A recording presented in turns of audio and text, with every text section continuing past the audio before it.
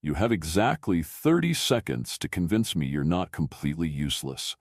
Magnus Graham's voice cut through the penthouse silence like a blade. Wendy's hands trembled as she held the contract that would save her family or destroy her dignity. The billionaire stood silhouetted against floor-to-ceiling windows, Dallas sprawling beneath him like a conquered kingdom. 29, he counted down, his steel-blue eyes promising swift judgment. Everything she'd ever worked for hung on her next words. The morning had started with catastrophe, wrapped in medical bills. Wendy Foster stared at the envelope, marked final notice, $847,000 for her mother's experimental cancer treatment. The Highland Park apartment they could no longer afford felt smaller with each labored breath her mother took in the bedroom down the hall. Her phone buzzed with Ruby Kelson's frantic voice from Houston. "Wendy, honey, I know this sounds impossible, but there's a job in Dallas. The pay is—" Ruby's voice dropped to a whisper. "It's enough to cover everything. But sugar, they're calling it the impossible job. 12 assistants in 2 years. This Magnus Graham fellow, he's got a reputation for being difficult," Wendy finished, watching her mother's medication bottles lined up like soldiers on the kitchen counter. "That's putting it kindly, but the salary alone could change everything for your mama." Now standing in the marble fortress that was Graham Tower's penthouse, with the weight of her mother's life pressing down on her shoulders, Wendy felt the seconds tick away like a countdown to Judgment Day. 28. Magnus continued, his perfectly tailored charcoal suit making him appear carved from the same granite as the Dallas skyline behind him.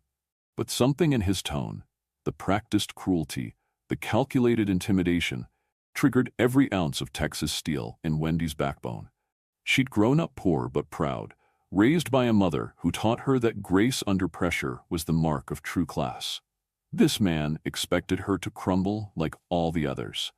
He was about to learn that underestimating a Texas woman was his first mistake. Wendy straightened her shoulders, lifted her chin, and met his gaze with unwavering confidence.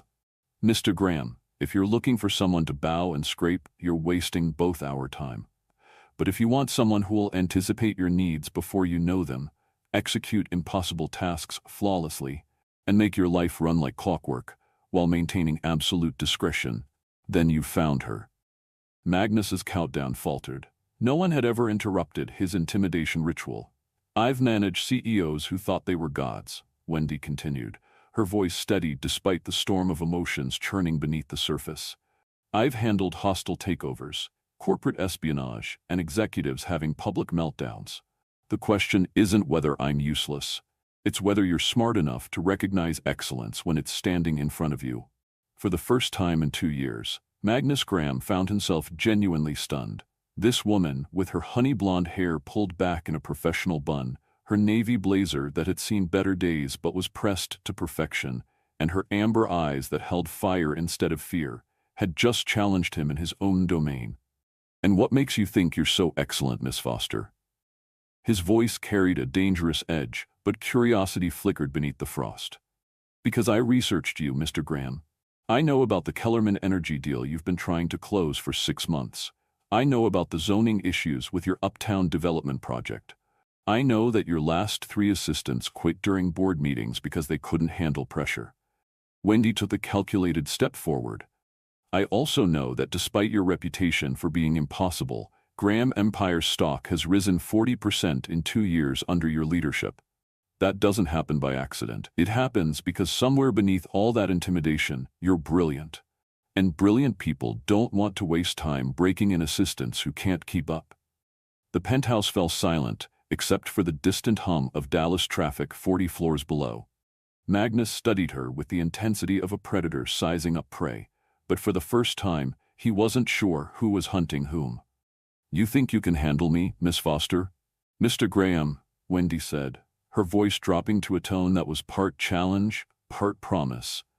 "I don't think you've ever met anyone quite like me." Magnus Graham hired her on the spot. 1 week into working for Magnus Graham, Wendy had learned 3 crucial things. First, that Mrs. Norma Teller, the sharp-eyed concierge who managed Graham Towers like her personal kingdom, knew everything that happened within these marble walls.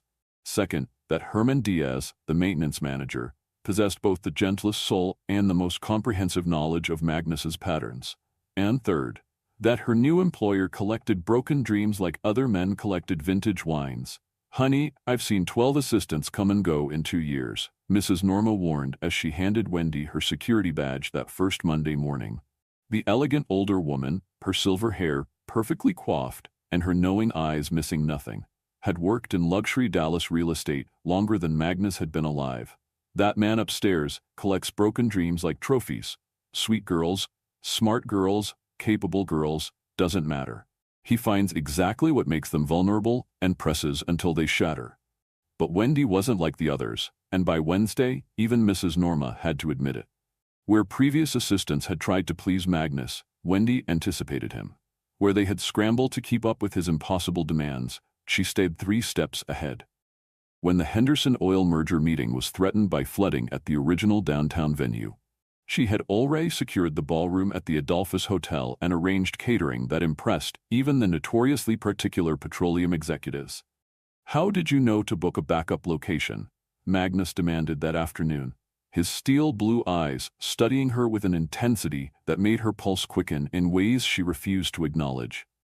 "Because successful people like you don't have contingency plans for their contingency plans by accident," Wendy replied, organizing his afternoon appointments with military precision.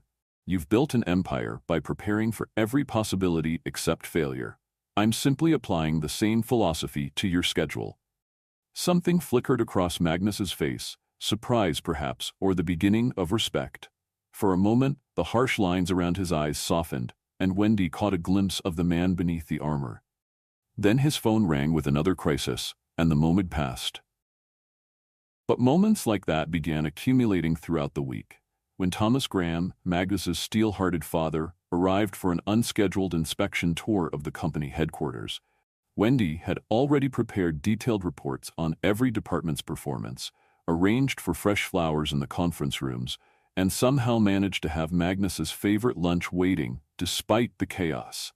"Your new assistant is thorough," Thomas Graham observed, his pale eyes studying Wendy with the calculating gaze of a man who had spent 60 years building and destroying fortunes.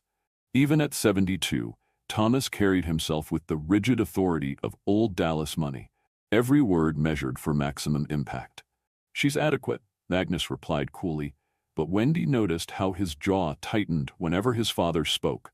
The relationship between father and son carried the chill of a decades-old winter, and she filed that observation away with all the others she was collecting about her enigmatic employer. The real test came Thursday afternoon, when Magnus's volcanic temper nearly destroyed a partnership with Kellerman Energy, one of Dallas's oldest petroleum dynasties. Preston Kellerman, heir to the family fortune and possessed of both devastating charm and ruthless business instincts, had arrived to finalize terms on a joint venture worth hundreds of millions. The meeting was proceeding smoothly until Preston made the mistake of questioning Magnus's judgment on a drilling site selection. What followed was a display of controlled fury that would have made lesser men flee the building. "Mr. Kellerman," Magnus said, his voice dropping to a tone that could have frozen the Trinity River, "perhaps your family's recent struggles with that unfortunate scandal involving offshore accounts has affected your ability to recognize sound geological assessments." The color drained from Preston's face. The offshore accounts were a closely guarded family secret, and Magnus had just weaponized it in front of witnesses. Wendy watched the deal and months of negotiation evaporate in real time. But instead of panicking, she acted. "Gentlemen, if I may," she interjected smoothly, moving to place a fresh cup of coffee at Magnus's elbow while somehow managing to position herself between the two men. "Mr. Kellerman, I believe Mr. Graham was referring to the geological survey completed by Titan Industries last month. The same company your father Harold used for the West Texas acquisitions that proved so profitable. Magnus, perhaps you could show Mr. Kellerman the elevation charts that support your recommendation." It was a masterful redirect, acknowledging Preston's expertise through his father's success, while giving Magnus a face-saving way to dial back his aggression. Both men, recognizing they'd been expertly managed by someone half their age, allowed themselves to be guided back to the negotiation. 2 hours later, Kellerman Energy signed the partnership agreement. "Where did you learn to do that?" Magnus asked after Preston had left, his tone holding something Wendy hadn't heard before. Genuine curiosity without the usual edge of suspicion. "My mother," Wendy replied, simply. "She used to say that men's egos are like nitroglycerin, useful for moving mountains, but handle them wrong, and they'll blow up in your face." Magnus actually smiled. Not the sharp-edged expression he wore in board meetings, but something real and startling. It transformed his entire face, softening the harsh angles and revealing glimpses of warmth that took Wendy's breath away. "Your mother sounds like a wise woman." "She is," Wendy said quietly. "She's fighting cancer right now, but she's the strongest person I know." The confession slipped out before she could stop it, vulnerability cracking through her professional armor. Magnus's expression grew thoughtful, and for a heartbeat, she thought he might ask more questions. Instead, he simply nodded and returned to his paperwork. But something had shifted between them. Some barrier had developed its first hairline fracture. By Friday, the entire 35th floor of Graham Towers was buzzing with speculation about the new assistant who had not only survived her first week, but had actually improved the legendary Magnus Graham's already formidable efficiency. "She's different from the others," Herman Diaz confided to Mrs. Norma as they watched Wendy coordinate the afternoon's visitor schedule with the precision of a military operation. "She doesn't try to change him, she just works with him. Like she understands something the rest of us missed." Mrs. Norma adjusted her pearls thoughtfully. "That woman has steel in her spine and velvet in her voice. Dangerous combination around a man like Magnus Graham." As if summoned by their conversation, Magnus emerged from his office, his usual scowl replaced by something closer to concentration. He'd been watching Wendy all week, waiting for the moment when she would reveal her true agenda. Every previous assistant had wanted something: access to his wealth, connections to his social circle, or simply the prestige of working for one of Dallas's most powerful men. But Wendy Foster seemed genuinely focused on doing the job itself, and that intrigued him more than he cared to admit. "Miss Foster," he called, and she looked up from her desk with those amber eyes that seemed to see straight through his carefully constructed facades. "My office, now." Wendy followed him into the sanctum of power that was Magnus Graham's private office. Floor-to-ceiling windows offered a commanding view of downtown Dallas, while walls lined with legal texts and financial reports spoke to a mind that never stopped calculating advantages. But what caught Wendy's attention was the baby grand piano in the corner, a Steinway that looked both priceless and completely untouched. "You've been here a week," Magnus said without preamble, settling behind his massive mahogany desk like a king claiming his throne. "Tell me what you've observed." It was clearly a test, and Wendy recognized it as such. She could offer safe platitudes about his business acumen or professional observations about company operations. Instead, she chose honesty. "You're brilliant," she said simply, "but you're also angry, not just at incompetence or inefficiency. That would be normal for someone in your position. You're angry at vulnerability, your own and everyone else's. You push people until they break because their breaking proves to you that caring about anyone is a weakness you can't afford." Magnus went very still. No one had ever analyzed him so bluntly, certainly not after only a week of observation. "And what makes you think you're qualified to psychoanalyze me, Miss Foster?" "Because I recognize the strategy," Wendy replied, meeting his stare without flinching.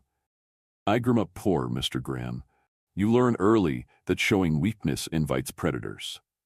The difference is I never had enough power to make my armor into a weapon that hurts other people." The silence stretched between them, charged with tension that had nothing to do with employer and employee dynamics. Magnus rose from his chair and moved to the windows, his tall frame outlined against the fading Texas sunset. "You think you understand me?"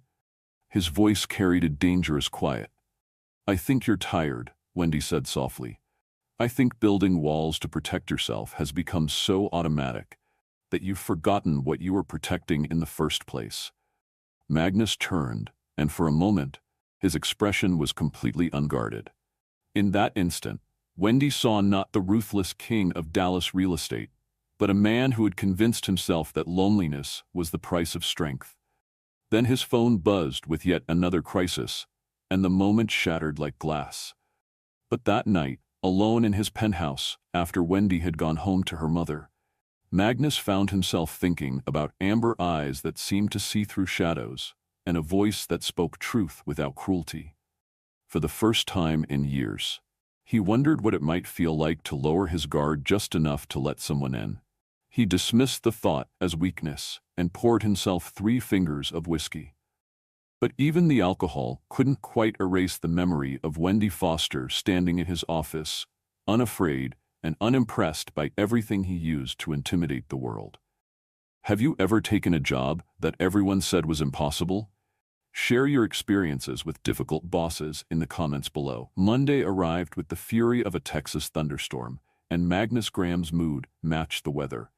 The weekend had been filled with pointed conversations from Thomas Graham about maintaining proper boundaries with staff, and thinly veiled threats about the family's expectations for the heir to their empire. Wendy arrived to find her employer prowling his office like a caged predator, his usually impeccable composure frayed around the edges.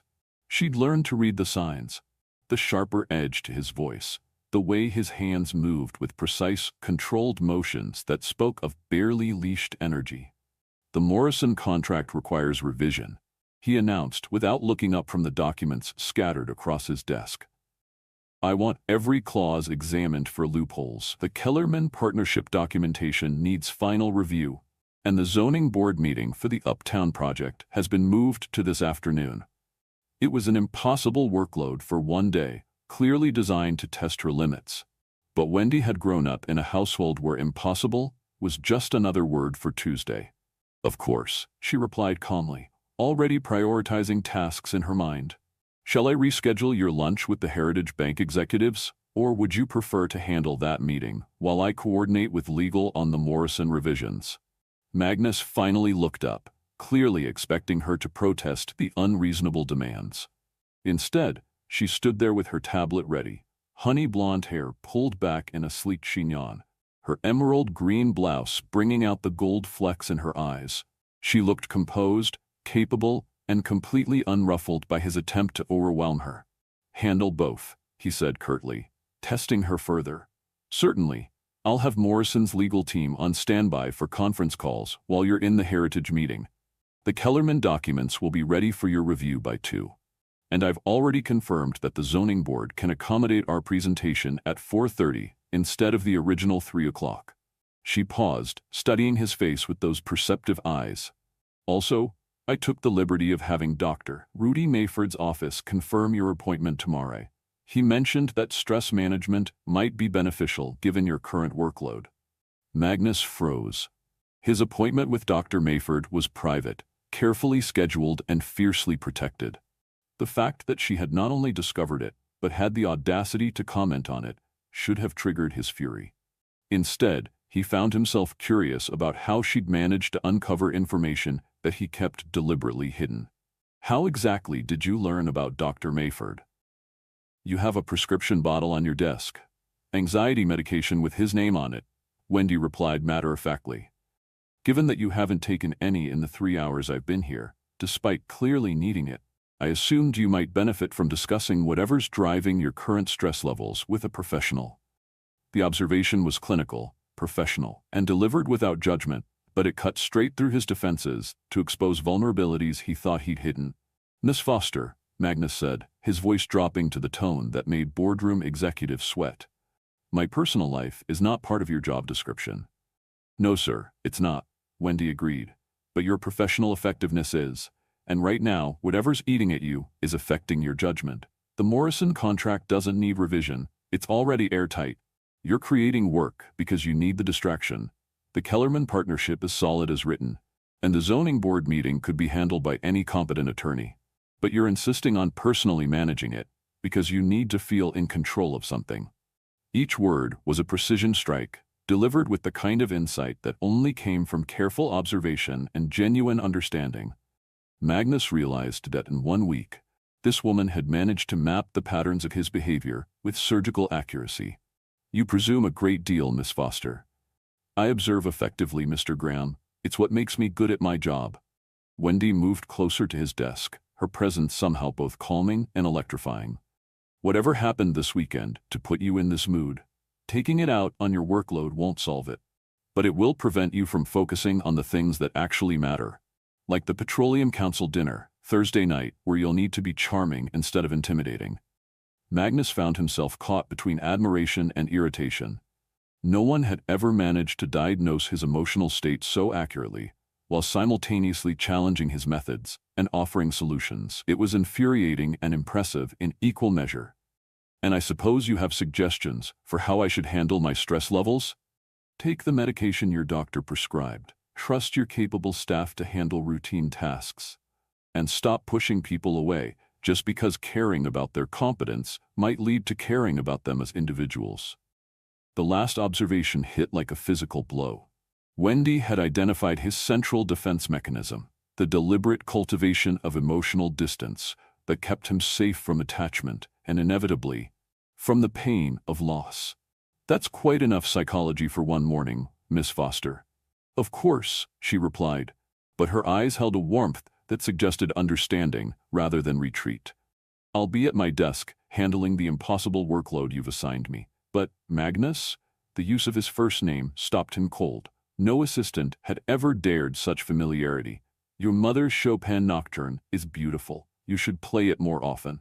Before he could ask how she'd known about the music or his mother's connection to it, she was gone, leaving him staring at the piano he hadn't touched in 3 years and wondering how this woman kept managing to see through walls he'd spent decades building.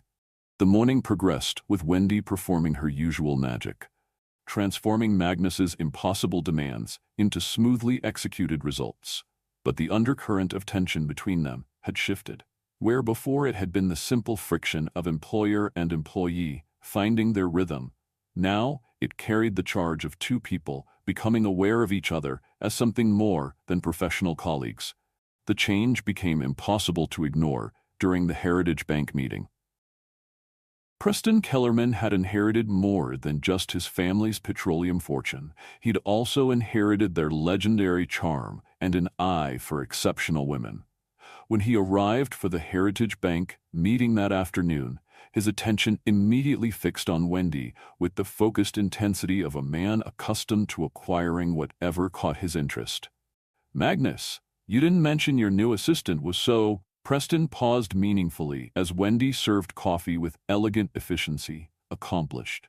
Magnus's jaw tightened imperceptibly. "Miss Foster's qualifications speak for themselves." "Indeed they do," Preston murmured, his dark eyes following Wendy's movements with obvious appreciation. "Miss Foster, have you had a chance to explore Dallas properly since starting your position? I'd be happy to show you some of the city's hidden gems."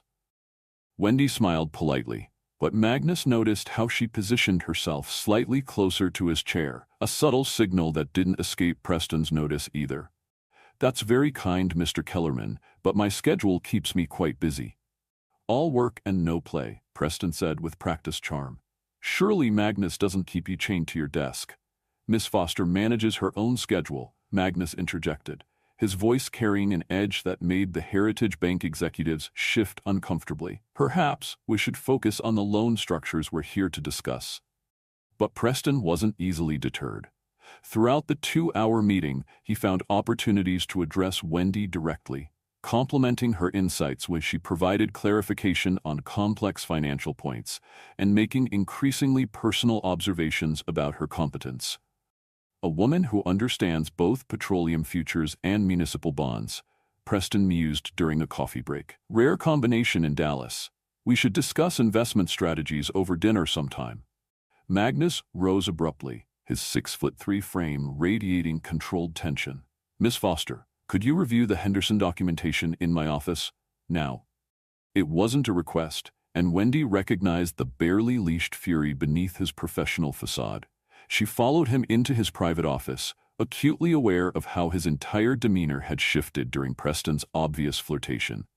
"Close the door," Magnus commanded, and when she complied, He turned to face her with eyes that blazed like Arctic fire. "Let me be clear about something, Miss Foster. Fraternizing with clients is not part of your job description." "I wasn't fraternizing," Wendy replied calmly, though her pulse had quickened at his proximity. "I was being professional." "Professional?" Magnus stepped closer, and suddenly the spacious office felt intimate. "Kellerman was practically undressing you with his eyes, and you were encouraging it." "I was being polite to a business associate. There's a difference." "Is there?" Magnus moved closer still, and Wendy caught the scent of his cologne, something expensive and subtly masculine that made her breathing shallow. "Because from where I stood, it looked like you were enjoying his attention." The accusation stung because it revealed something Wendy hadn't expected: jealousy. Raw, possessive jealousy that had nothing to do with professional concerns and everything to do with the way Magnus was looking at her now, as if she belonged to him. "And what if I was?" The challenge slipped out before her rational mind could stop it. "What if I found Preston Kellerman charming and attractive?" Magnus went very still, his steel blue eyes searching her face with dangerous intensity. When he spoke, his voice was barely above a whisper. "Then you'd be making the serious mistake." "Would I?" Wendy's chin lifted defiantly, her amber eyes sparking with their own fire. "Or would I be reminding you that I'm not actually your property, regardless of what salary you're paying me?" The space between them crackled with electricity. Magnus raised one hand, and for a heart-stopping moment, Wendy thought he might touch her face. Instead, his fingers stopped inches from her cheek, trembling with the effort of restraint.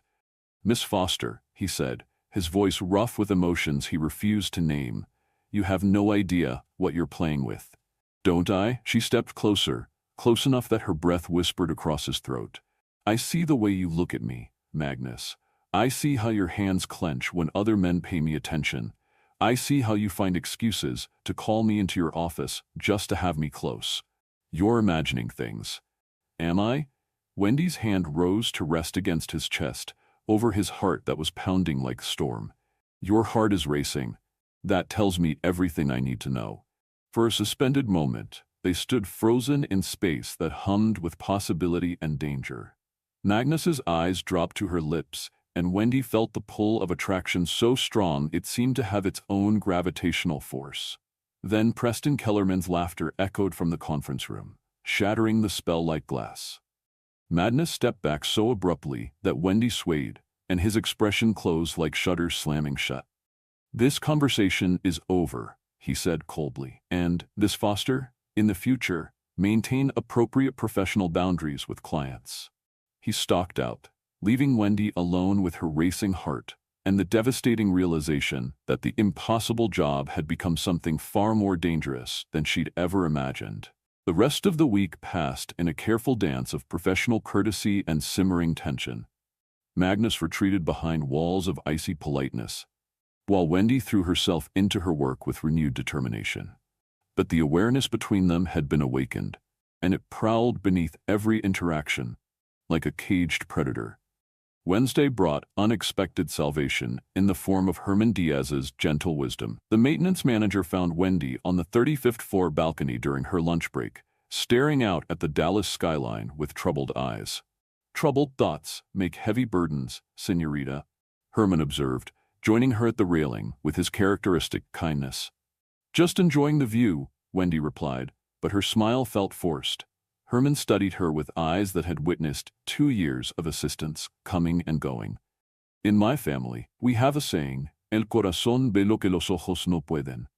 The heart sees what the eyes cannot. "I'm not sure I follow." "Mr. Magnus, he is not cruel by nature," Herman said thoughtfully. "His mama, she was the light in this place, beautiful woman, full of music and laughter. When she died," he shook his head sadly, "el patrón, he closed his heart like a tomb. Better to feel nothing than to risk such pain again." Wendy's throat tightened. "His mother died recently, 3 years ago, during the hurricane season. She was sick, but Mr. Thomas, he was traveling on business, too busy to come home even when the doctor said." Herman's weathered hands gripped the railing. "Mr. Magnus, he held her hand when she passed, alone. A son should not have to carry such weight." Understanding flooded through Wendy like sunlight breaking through storm clouds. Magnus's armor wasn't just about protecting himself from disappointment or betrayal. It was about protecting himself from the kind of devastating loss that had already torn his world apart once. "He plays piano," she said softly, remembering the untouched Steinway. "Used to. His mama taught him. Now the music is too painful." Herman's kind eyes met hers. But maybe, with the right person, he could learn to hear beauty again instead of only sorrow. That evening, Wendy stayed late to finish the quarterly reports, working alone in the dimly lit office suite. The rest of Graham Towers had emptied hours ago, leaving her with only the distant hum of climate control and the glittering lights of Dallas stretching endlessly beyond the windows. She was so absorbed in spreadsheets that she didn't hear Magnus return until his voice cut through the silence. "Miss Foster." Wendy looked up to find him standing in the doorway of his office, tie loosened and sleeves rolled up in a way that made him seem less like a corporate titan and more like a man who carried the weight of the world on his shoulders. "I thought you'd gone home," she said, minimizing the financial documents on her screen. "Late conference call with Hong Kong."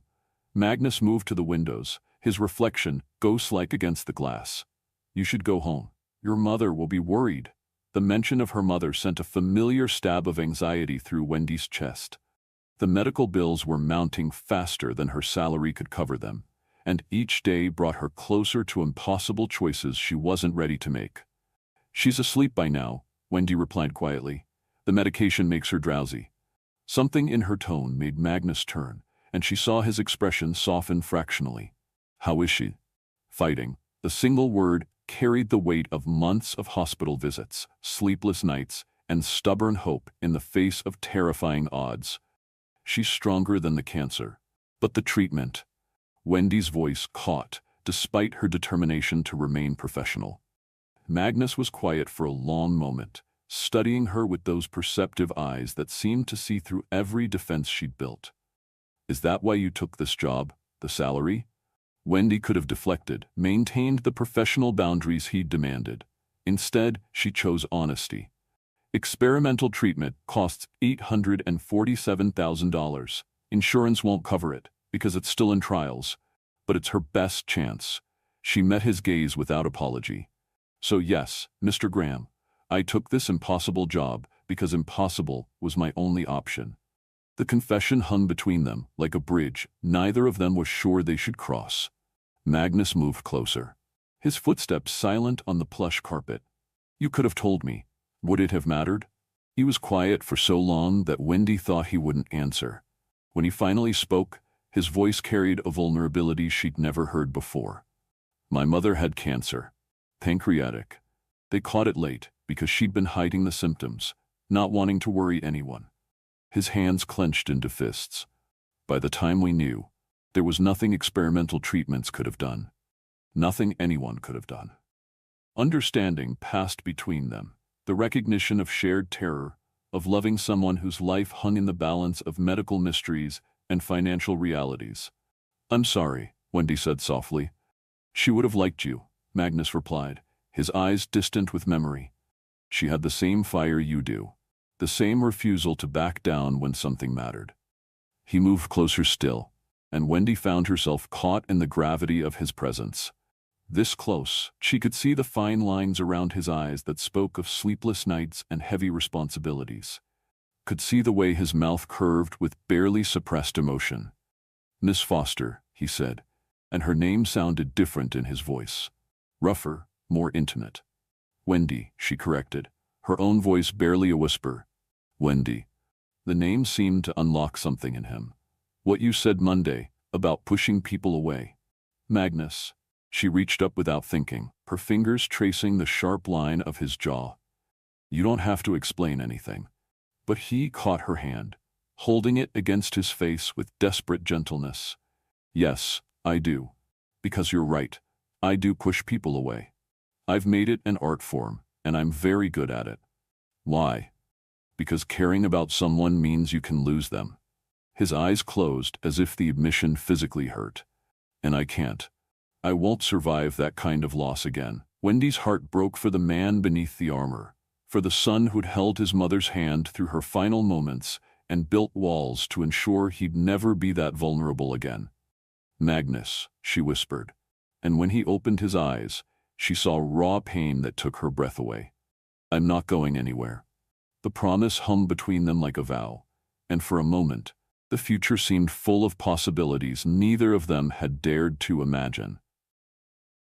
Then the lights flickered as Texas thunder rumbled in the distance, and they both remembered where they were, employer and employee, standing too close in an empty office with too much honesty between them. Magnus released her hand and stepped back, but the careful distance felt forced now, like a costume that no longer fit properly.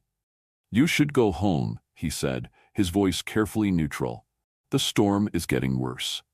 Wendy nodded, gathering her things with hands that trembled slightly. But as she reached the door, Magnus's voice stopped her. "Wendy," she turned, hope fluttering in her chest like a caged bird. "Thank you for staying late, for—" He paused, struggling with words that had never come easily. "For seeing past the impossible." She smiled, and it was like sunrise breaking over the Dallas skyline. "Thank you for letting me." After she left, Magnus stood alone in his office, staring at the piano that had been silent for 3 years. For the first time since his mother's death, he found himself wondering if it might be possible to make music again, if the right person might help him remember how to hear beauty instead of just sorrow. Outside, lightning illuminated the Texas sky, and Magnus Graham began to understand that some storms brought destruction, while others brought the rain that made new growth possible. Thursday morning arrived with the kind of oppressive humidity that promised afternoon thunderstorms, and with it came Thomas Graham's unexpected appearance in Magnus's office at precisely 8 o'clock. Wendy looked up from her morning routine to see the elder Graham emerge from the elevator with the bearing of a man accustomed to reshaping the world to his specifications. "Father," Magnus's voice carried carefully controlled surprise as he rose from behind his desk. "I wasn't expecting you." "That's precisely why I'm here." Thomas's pale eyes swept the office before settling on Wendy with calculating assessment. "Miss Foster, isn't it? I trust you're finding your position educational." The way he emphasized the last word sent warning signals through Wendy's professional instincts. This wasn't a casual visit from a concerned father. This was a power play wrapped in family obligation. "Very much so, Mr. Graham. Your son runs an impressive operation." "Indeed he does. Perhaps you could give us some privacy. I'm sure you have filing to attend to." It was a dismissal designed to remind her of her place in the hierarchy, but Magnus intervened before she could respond. "Miss Foster stays. She's integral to the morning briefings." Father and son locked eyes in a battle of wills that spoke of decades of conflict. And Wendy found herself caught in the crossfire of family dynamics that ran deeper than business disagreements. "Very well," Thomas conceded, settling into the leather chair across from Magnus's desk with the precision of a chess master claiming position. "We need to discuss your upcoming responsibilities. The Petroleum Council dinner tonight, for instance." "Everything is arranged," Magnus replied coolly. "The Harrison account presentation is ready, and the Kellerman partnership announcement will generate significant positive attention." "I'm sure it will. However, there's been a change in expectations." Thomas's attention shifted to Wendy with predatory focus. "The Whitmore family will be attending. Specifically, their daughter Mindy has returned from her European tour." The temperature in the ring seemed to drop 10 degrees. Magnus went very still, his expression shifting into the kind of careful neutrality that preceded either explosion or calculated destruction. "Mindy Lancaster is no longer relevant to any discussion involving my future." On the contrary, Mindy Whitmore Lancaster represents exactly the kind of alliance this family requires: old money, impeccable connections, and the intelligence to understand how these partnerships function. Thomas's smile held all the warmth of winter steel. Unlike some temporary arrangements that might prove embarrassing in social circles, Wendy felt the insult land like a physical blow. But before she could respond, Magnus was on his feet, his controlled fury filling the office like an approaching storm. Choose your next words very carefully, Father. I'm simply observing that certain relationships are appropriate for men in our position, while others are merely diversions.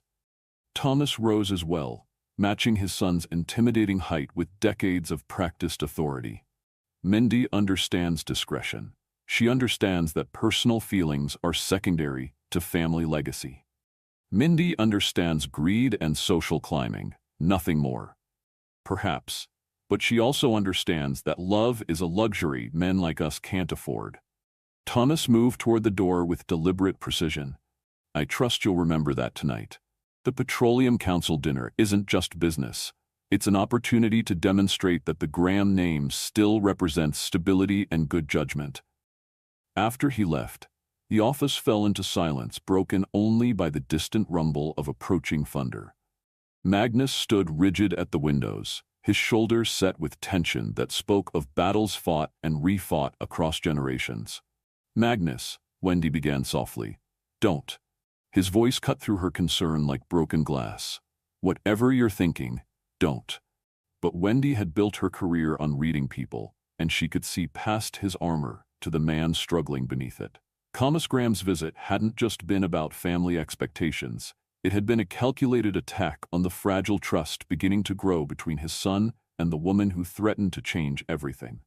Who is Mindy Lancaster? She asked quietly. Magnus laughed, but the sound held no humor. My former fiancée, the woman my father handpicked to be the perfect corporate wife, beautiful, connected, and completely without conscience. What happened? She decided that being engaged to the heir of Graham Empire wasn't enough. She wanted to hedge her bets with a few other promising prospects while we were planning the wedding.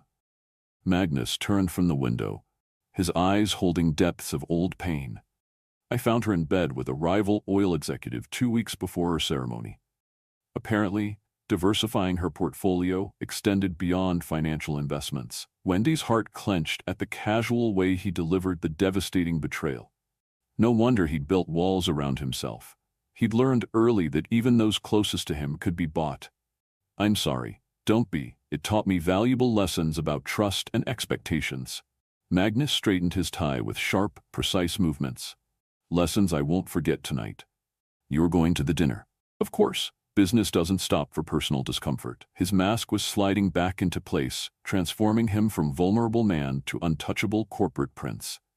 Miss Foster, please confirm the final details with the Adolphus Hotel, and ensure my formal wear is ready. It was a dismissal, but Wendy recognized it for what it really was. A retreat to safer ground where emotions couldn't complicate already treacherous territory. Magnus, she said as he turned away, your father is wrong. He paused, his hand on the door to his private washroom. About what? About love being a luxury you can't afford. Some things are worth more than reputation or legacy or family approval. Wendy's voice carried quiet conviction. Some things are worth fighting for. Magnus looked at her for a long moment, his expression unreadable. Then he disappeared into the washroom, leaving Wendy alone with the weight of words that might have changed everything or sealed her fate.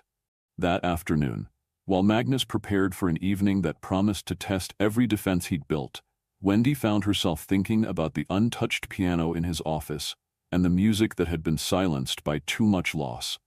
She was so lost in thought that she didn't notice Preston Kellerman approaching her desk until his shadow fell across her computer screen.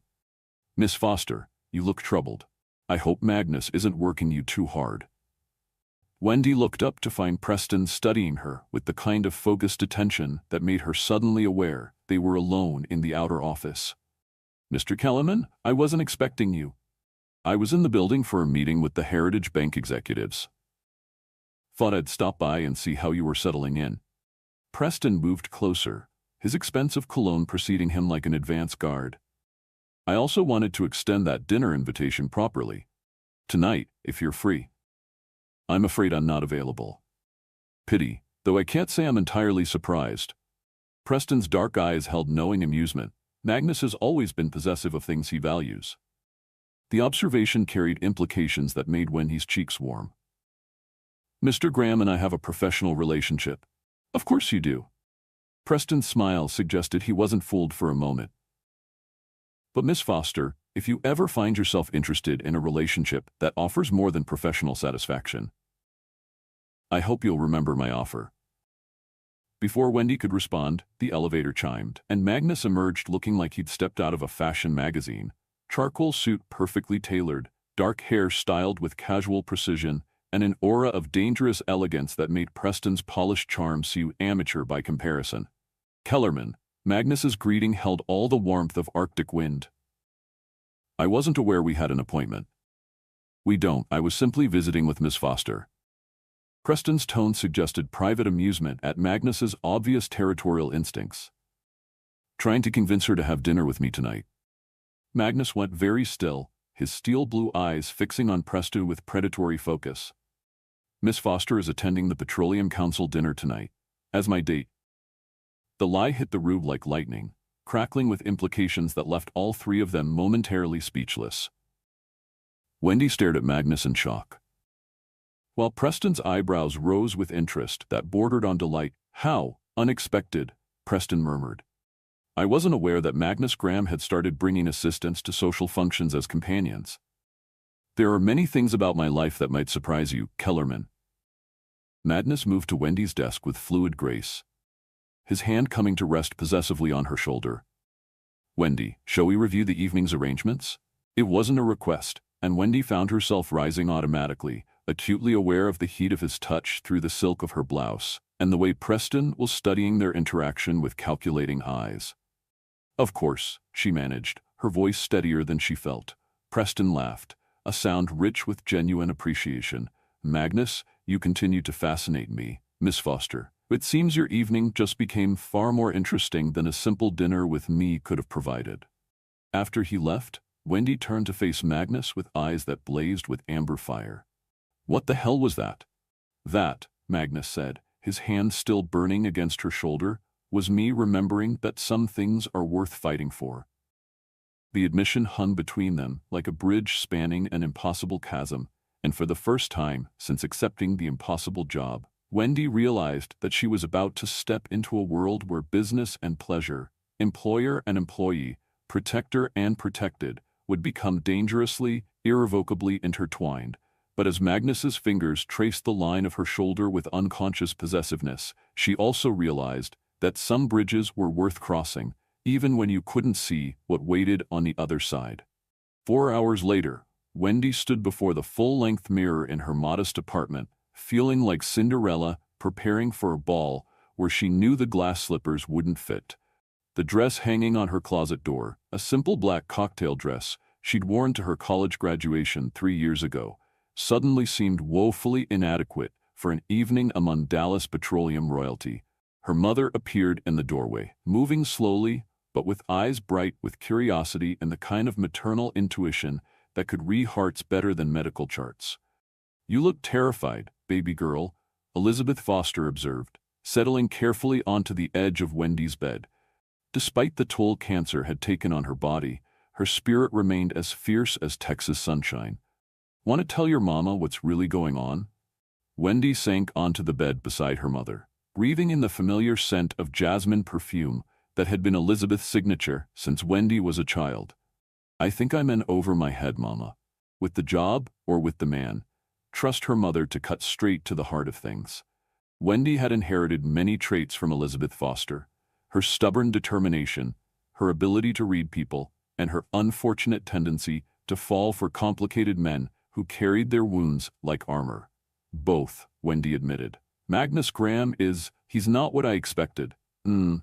Elizabeth's knowing eyes studied her daughter's face. "And what did you expect? A spoiled rich boy playing at business with daddy's money. Someone I could manage professionally while staying emotionally detached." Wendy laughed softly, but the sound held no humor. "Instead, I found someone who's been hurt so badly that he's forgotten how to trust, but who's still decent enough to worry about pushing me too hard, and kind enough to ask about your treatment. Sounds like a man worth knowing. He's my boss, Mama, and tonight I'm supposed to pretend to be his date at some fancy dinner where everyone will know I don't belong." Elizabeth reached for her daughter's hands, her grip still strong, despite everything the chemotherapy had taken from her. "Wendy Rose Foster, you listen to me. You belong anywhere you choose to be. Your great-grandmother survived the Dust Bowl by sheer determination. Your grandmother raised 6 children during the Depression without ever losing her dignity. And I raised you to know that courage isn't about not being scared. It's about doing what needs to be done despite the fear. But what if I embarrass him? What if I say the wrong thing or use the wrong fork or... Baby girl, stop. Elizabeth's voice carried the authority of a woman who had faced down cancer with grace and grit. That man didn't ask you to be his date because he needed someone to impress his friends. He asked because he trusts you. Because when he looks at you, he sees someone strong enough to stand beside him, instead of behind him. Wendy felt tears threaten, but Elizabeth wasn't finished.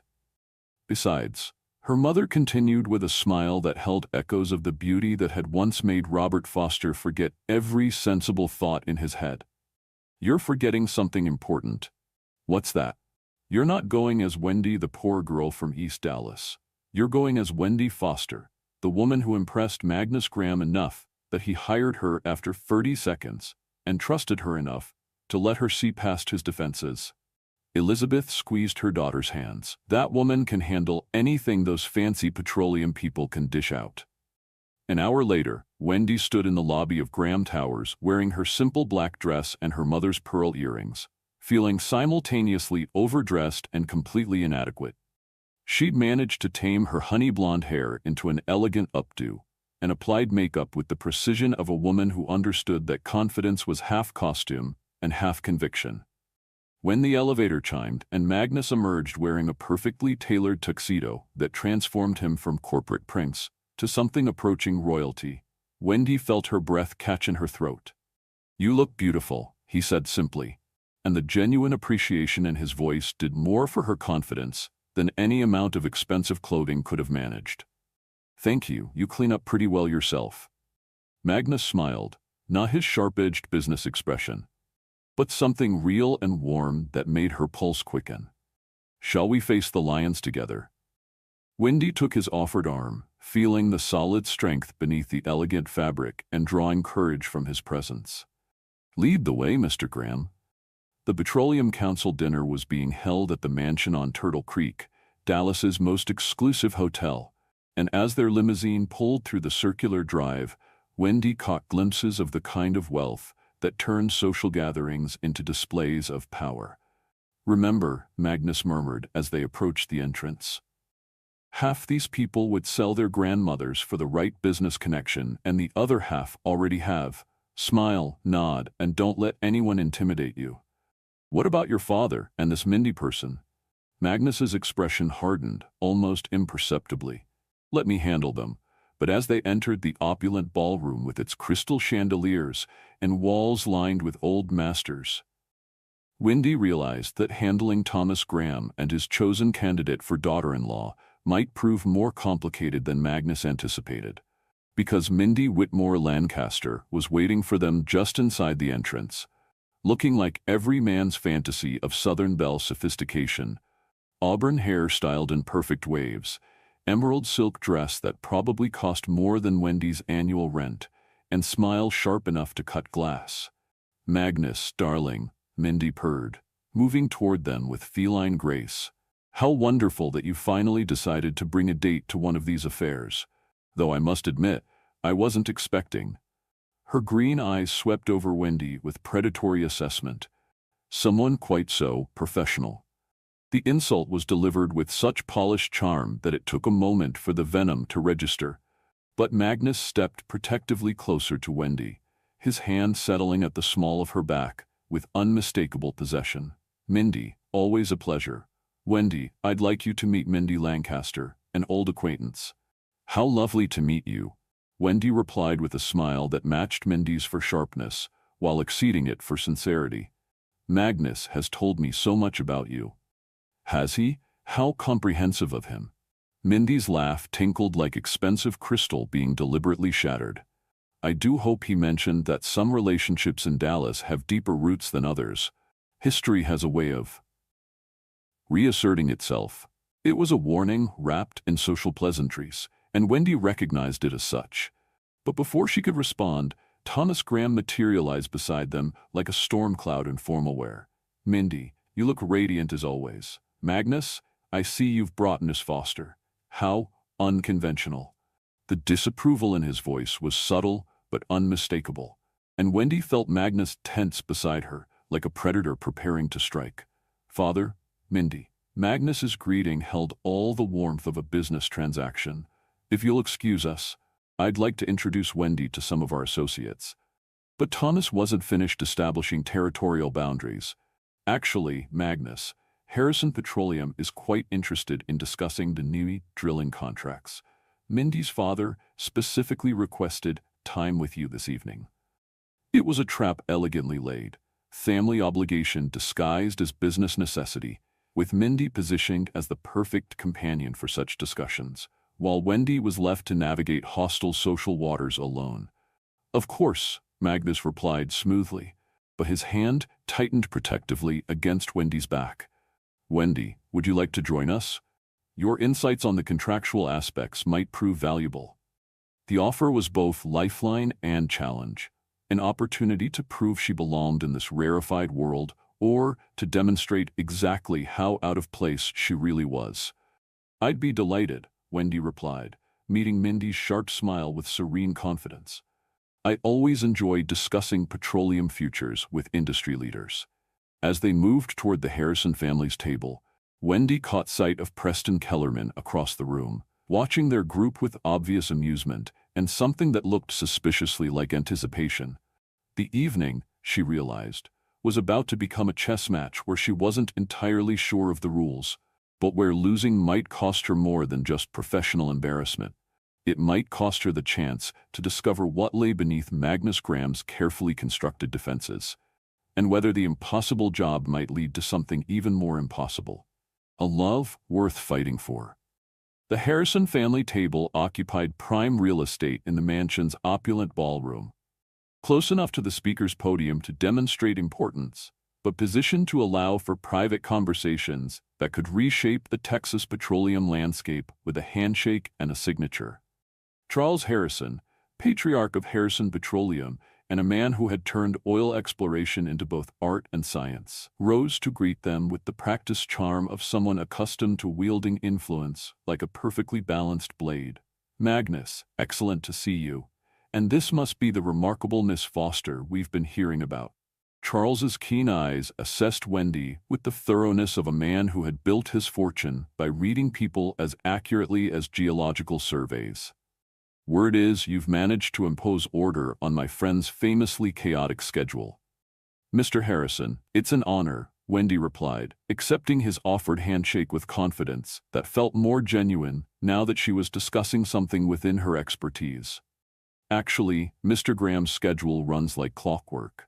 He simply prefers people to believe otherwise. It gives him a strategic advantage in negotiations."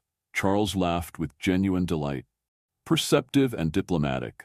No wonder Magnus finally brought someone to one of these affairs. But Mindy had positioned herself strategically beside Magnus, her emerald silk dress catching the chandelier light like a beacon designed to draw every eye in the room.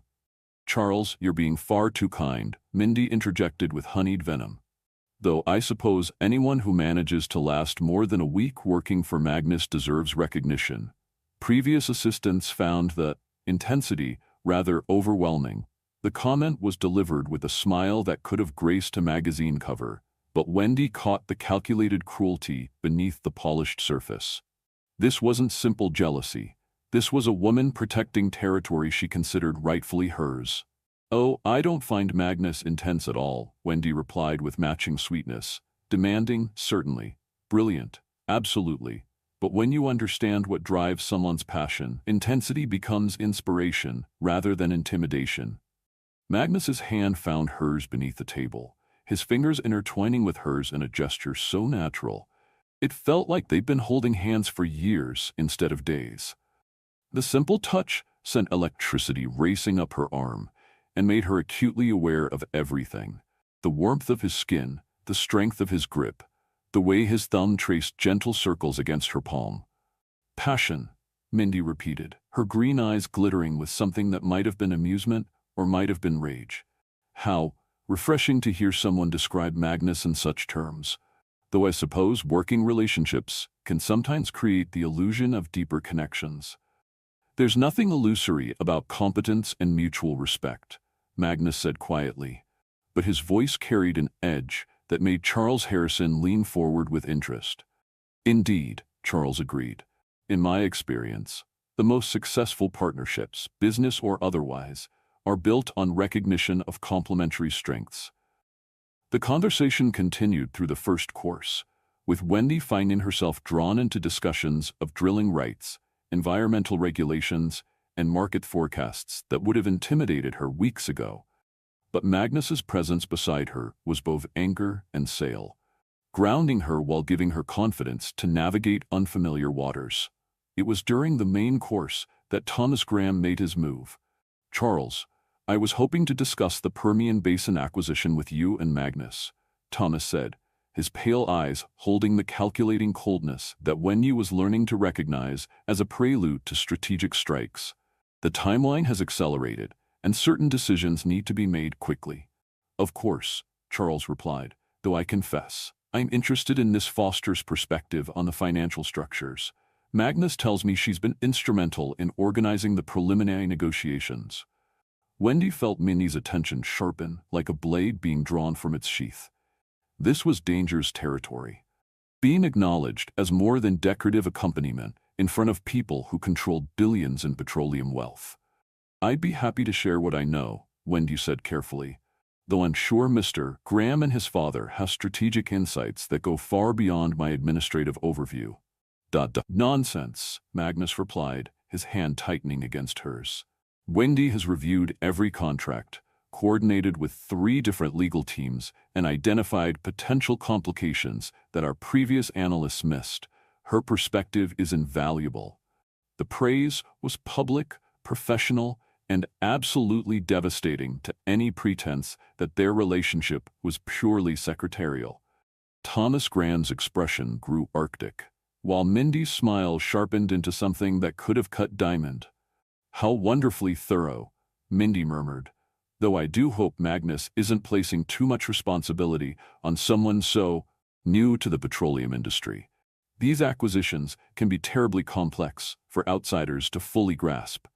It was an expert strike, undermining Wendy's competence while positioning herself as the insider who truly understood Magnus's world. But before Wendy could respond, Preston Kellerman appeared at their table like a perfectly timed cavalry charge. "Charles, Magnus, I hope I'm not interrupting," Preston said with the easy confidence of someone who knew his family's influence granted him access to any conversation in Dallas. "I wanted to congratulate you on the Kellerman partnership announcement, and Miss Foster, you look absolutely stunning this evening." Magnus went rigid beside her, his hand convulsing around hers with sudden tension. Preston's appearance was clearly calculated, designed to remind everyone present that other powerful families found Wendy attractive and worthy of attention. "Preston," Magnus's greeting could have frosted windows. "I wasn't aware you were acquainted with the Harrison family business discussions." "Oh, petroleum futures affect us all," Preston replied smoothly, but his dark eyes held amusement that suggested he was enjoying Magnus's barely controlled territorial instincts. "Besides, I was hoping to steal Miss Foster for a dance. If you can spare her, of course." The request was innocent enough, but it landed like a gauntlet thrown down in front of witnesses who controlled half the oil wealth in Texas.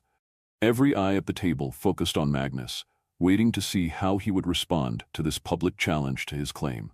"I'm afraid Miss Foster and I were just discussing the environmental impact assessments," Magnus replied with deadly quiet. "Perhaps later." "Of course," Preston agreed, but his smile suggested victory already achieved. "Miss Foster, I'll be waiting when business allows." After he left, the tension at the table was thick enough to require navigation equipment. Thomas Graham's expression had shifted from disapproval to something approaching calculation, while Mindy looked like a cat who had just discovered a particularly interesting mouse. "Well," Mindy said with bright malice, "it seems Miss Foster has made quite an impression on Dallas society in such a short time. How energetic of her." The insult was subtle but unmistakable. the suggestion that Wendy was collecting male attention with unseemly enthusiasm. But before Magnus could respond with the kind of cutting reply that would have ended careers, Wendy squeezed his hand and spoke with calm authority. Actually, I find that when you focus on doing excellent work, recognition tends to follow naturally.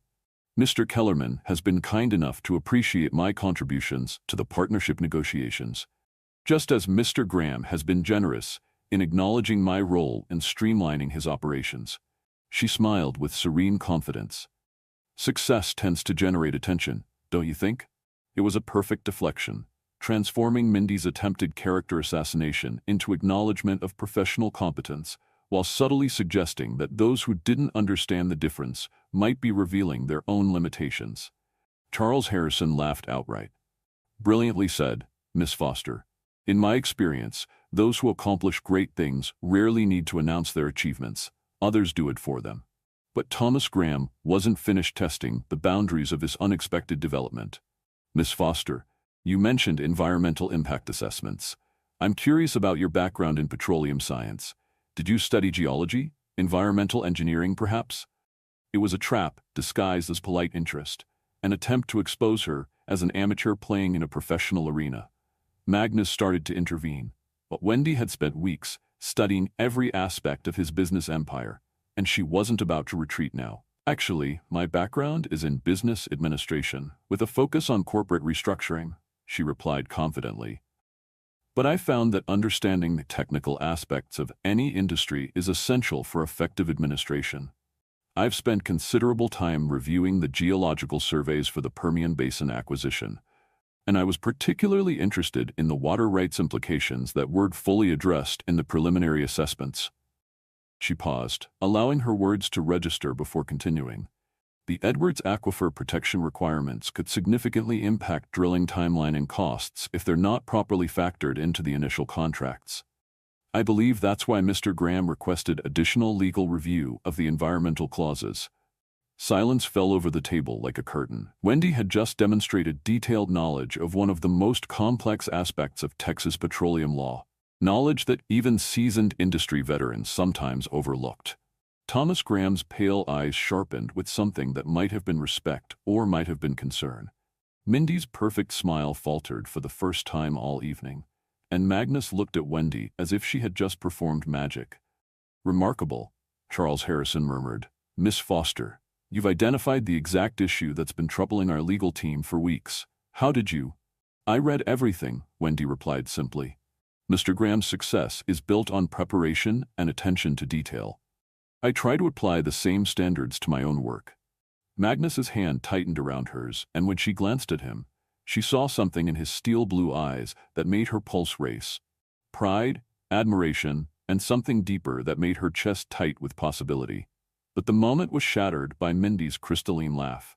How industrious, she said with a smile that could have cut glass. Though I do hope all that studying hasn't left you too exhausted for more recreational activities. Preston seemed quite eager for that dance. It was another expert strike, the suggestion that Wendy was more interested in books than in the social graces that supposedly mattered in elite circles. But Magnus had apparently reached the limit of his patience with polite warfare. Mindy, he said with deadly quiet, I'm sure you have other tables to visit this evening. The dismissal was absolute and public, delivered in front of witnesses who would ensure that every significant family in Dallas Petroleum Society would know by morning that Magnus Graham had publicly chosen the assistant over the heiress. Mindy's perfect composure cracked just enough to reveal the fury beneath. Of course, darling, I wouldn't want to monopolize your time.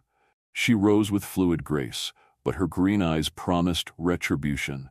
Miss Foster, I do hope you enjoy the rest of your evening. Dallas society can be challenging for newcomers. After she left, Thomas Graham sat in silence for a long moment, his calculating gaze moving between his son and the woman who had just publicly humiliated his chosen candidate for daughter-in-law. Well, he said finally, this has been illuminating. The single word carried layers of meaning that Wendy couldn't fully decode, but she could feel the shift in power dynamics, like a change in atmospheric pressure before a storm. Magnus rose abruptly, his hand still gripping hers. If you'll excuse us, I'd like to show Wendy the terrace gardens." It wasn't a request, and as they walked away from the table, Wendy could feel eyes following them from every corner of the ballroom. She had just survived her first battle in a war she hadn't known she was fighting, but something told her that the evening's challenges were far from over. The terrace gardens of the mansion on Turtle Creek were designed to provide respite from the intensity of Dallas social warfare. But as Madness led Wendy through French doors into the fragrant evening air, she could feel tension radiating from him like heat from asphalt in July. "Magnus," she began, but he was already turning to face her with eyes that blazed like Arctic fire. "Do you have any idea what just happened in there?" His voice was carefully controlled, but she could hear the storm beneath the calm surface. "I think I held my own in conversation with some very intimidating people." "You didn't just hold your own. You demolished Mindy Lancaster in front of witnesses who will ensure that every petroleum family in Texas knows about it by tomorrow morning." Magnus ran a hand through his dark hair, disturbing the perfect styling into something more human. "You just declared war on one of the most vindictive women in Dallas society." Wendy felt a chill that had nothing to do with the evening breeze. "I was defending myself, and you." "Defending me?" Magnus laughed, but the sound held no humor. "Wendy, you don't understand what you've walked into. This isn't just about business or even personal relationships. This is about power structures that have been in place for generations. Families like mine don't just choose partners. We form alliances that affect billions in wealth and thousands of jobs." "So what are you saying? That I should have let her insult me? Let her treat me like some gold-digging secretary who doesn't belong in polite company?" "I'm saying that belonging in polite company requires more than intelligence and determination." Magnus moved closer, his presence overwhelming in the intimate garden setting. "It requires understanding rules that aren't written down anywhere, navigating relationships that go back decades, and accepting that sometimes discretion is more valuable than dignity." Wendy stared at him, feeling like she was seeing Magnus Graham clearly for the first time all evening. "Are you ashamed of me?" The question hung between them like a blade suspended over everything they'd been building. Magnus's expression shifted through surprise, pain, and something that looked like self-loathing. "Ashamed? God, no. I'm terrified for you." His hands came up to frame her face, his touch gentle despite the intensity in his voice. "Do you know what happens to people who challenge the social order in Dallas? They get destroyed, systematically, thoroughly, and without mercy. Is that what happened to you? Is that why you let your father choose Mindy as your fiancée?" Magnus flinched as if she'd struck him. "Mindy wasn't just my father's choice. She was the logical choice. Beautiful, connected, from the right family, with the right background. On paper, she was perfect. And in reality? In reality, she was a sociopath who viewed our engagement as a business transaction with excellent benefits." Magnus's thumbs traced the line of her cheekbones with unconscious tenderness. "But she understood the rules, Wendy. She knew how to navigate this world without making enemies who could destroy everything I've built." "I'm not trying to destroy anything. I'm trying to support you." "I know. That's what makes this so dangerous." Magnus's voice dropped to barely above a whisper. "Because what I feel for you has nothing to do with logic or strategy or family alliances. It's raw and real and completely outside every rule I've learned about how to survive in this world." The confession sent heat spiraling through Wendy's chest, but before she could respond, voices from inside the ballroom reminded them that they were standing in full view of anyone who cared to look through the French doors. "We should go back," Magnus said, but he made no move to release her face or step away from the intimate space they'd created in the shadows of the garden. "Should we?" Wendy's hands came up to rest against his chest, feeling the rapid beat of his heart beneath expensive fabric. "Or should we stop pretending that what's happening between us is just professional?" Magnus went very still, his steel blue eyes searching her face with desperate intensity. "Wendy, if we cross this line, there's no going back. My world will try to destroy you, and I don't know if I'm strong enough to protect you from all of it." "I'm not asking you to protect me from everything," she replied, her voice steady despite the way her pulse was racing. I'm asking you to trust me, to stand beside you, instead of behind you. For a moment that stretched like eternity, they stood frozen in space that hummed with possibility and danger. Then, Magnus's control finally shattered, and he kissed her with the kind of desperate passion that spoke of walls crumbling and armor falling away. The kiss was everything Wendy had imagined, and nothing she could have prepared for.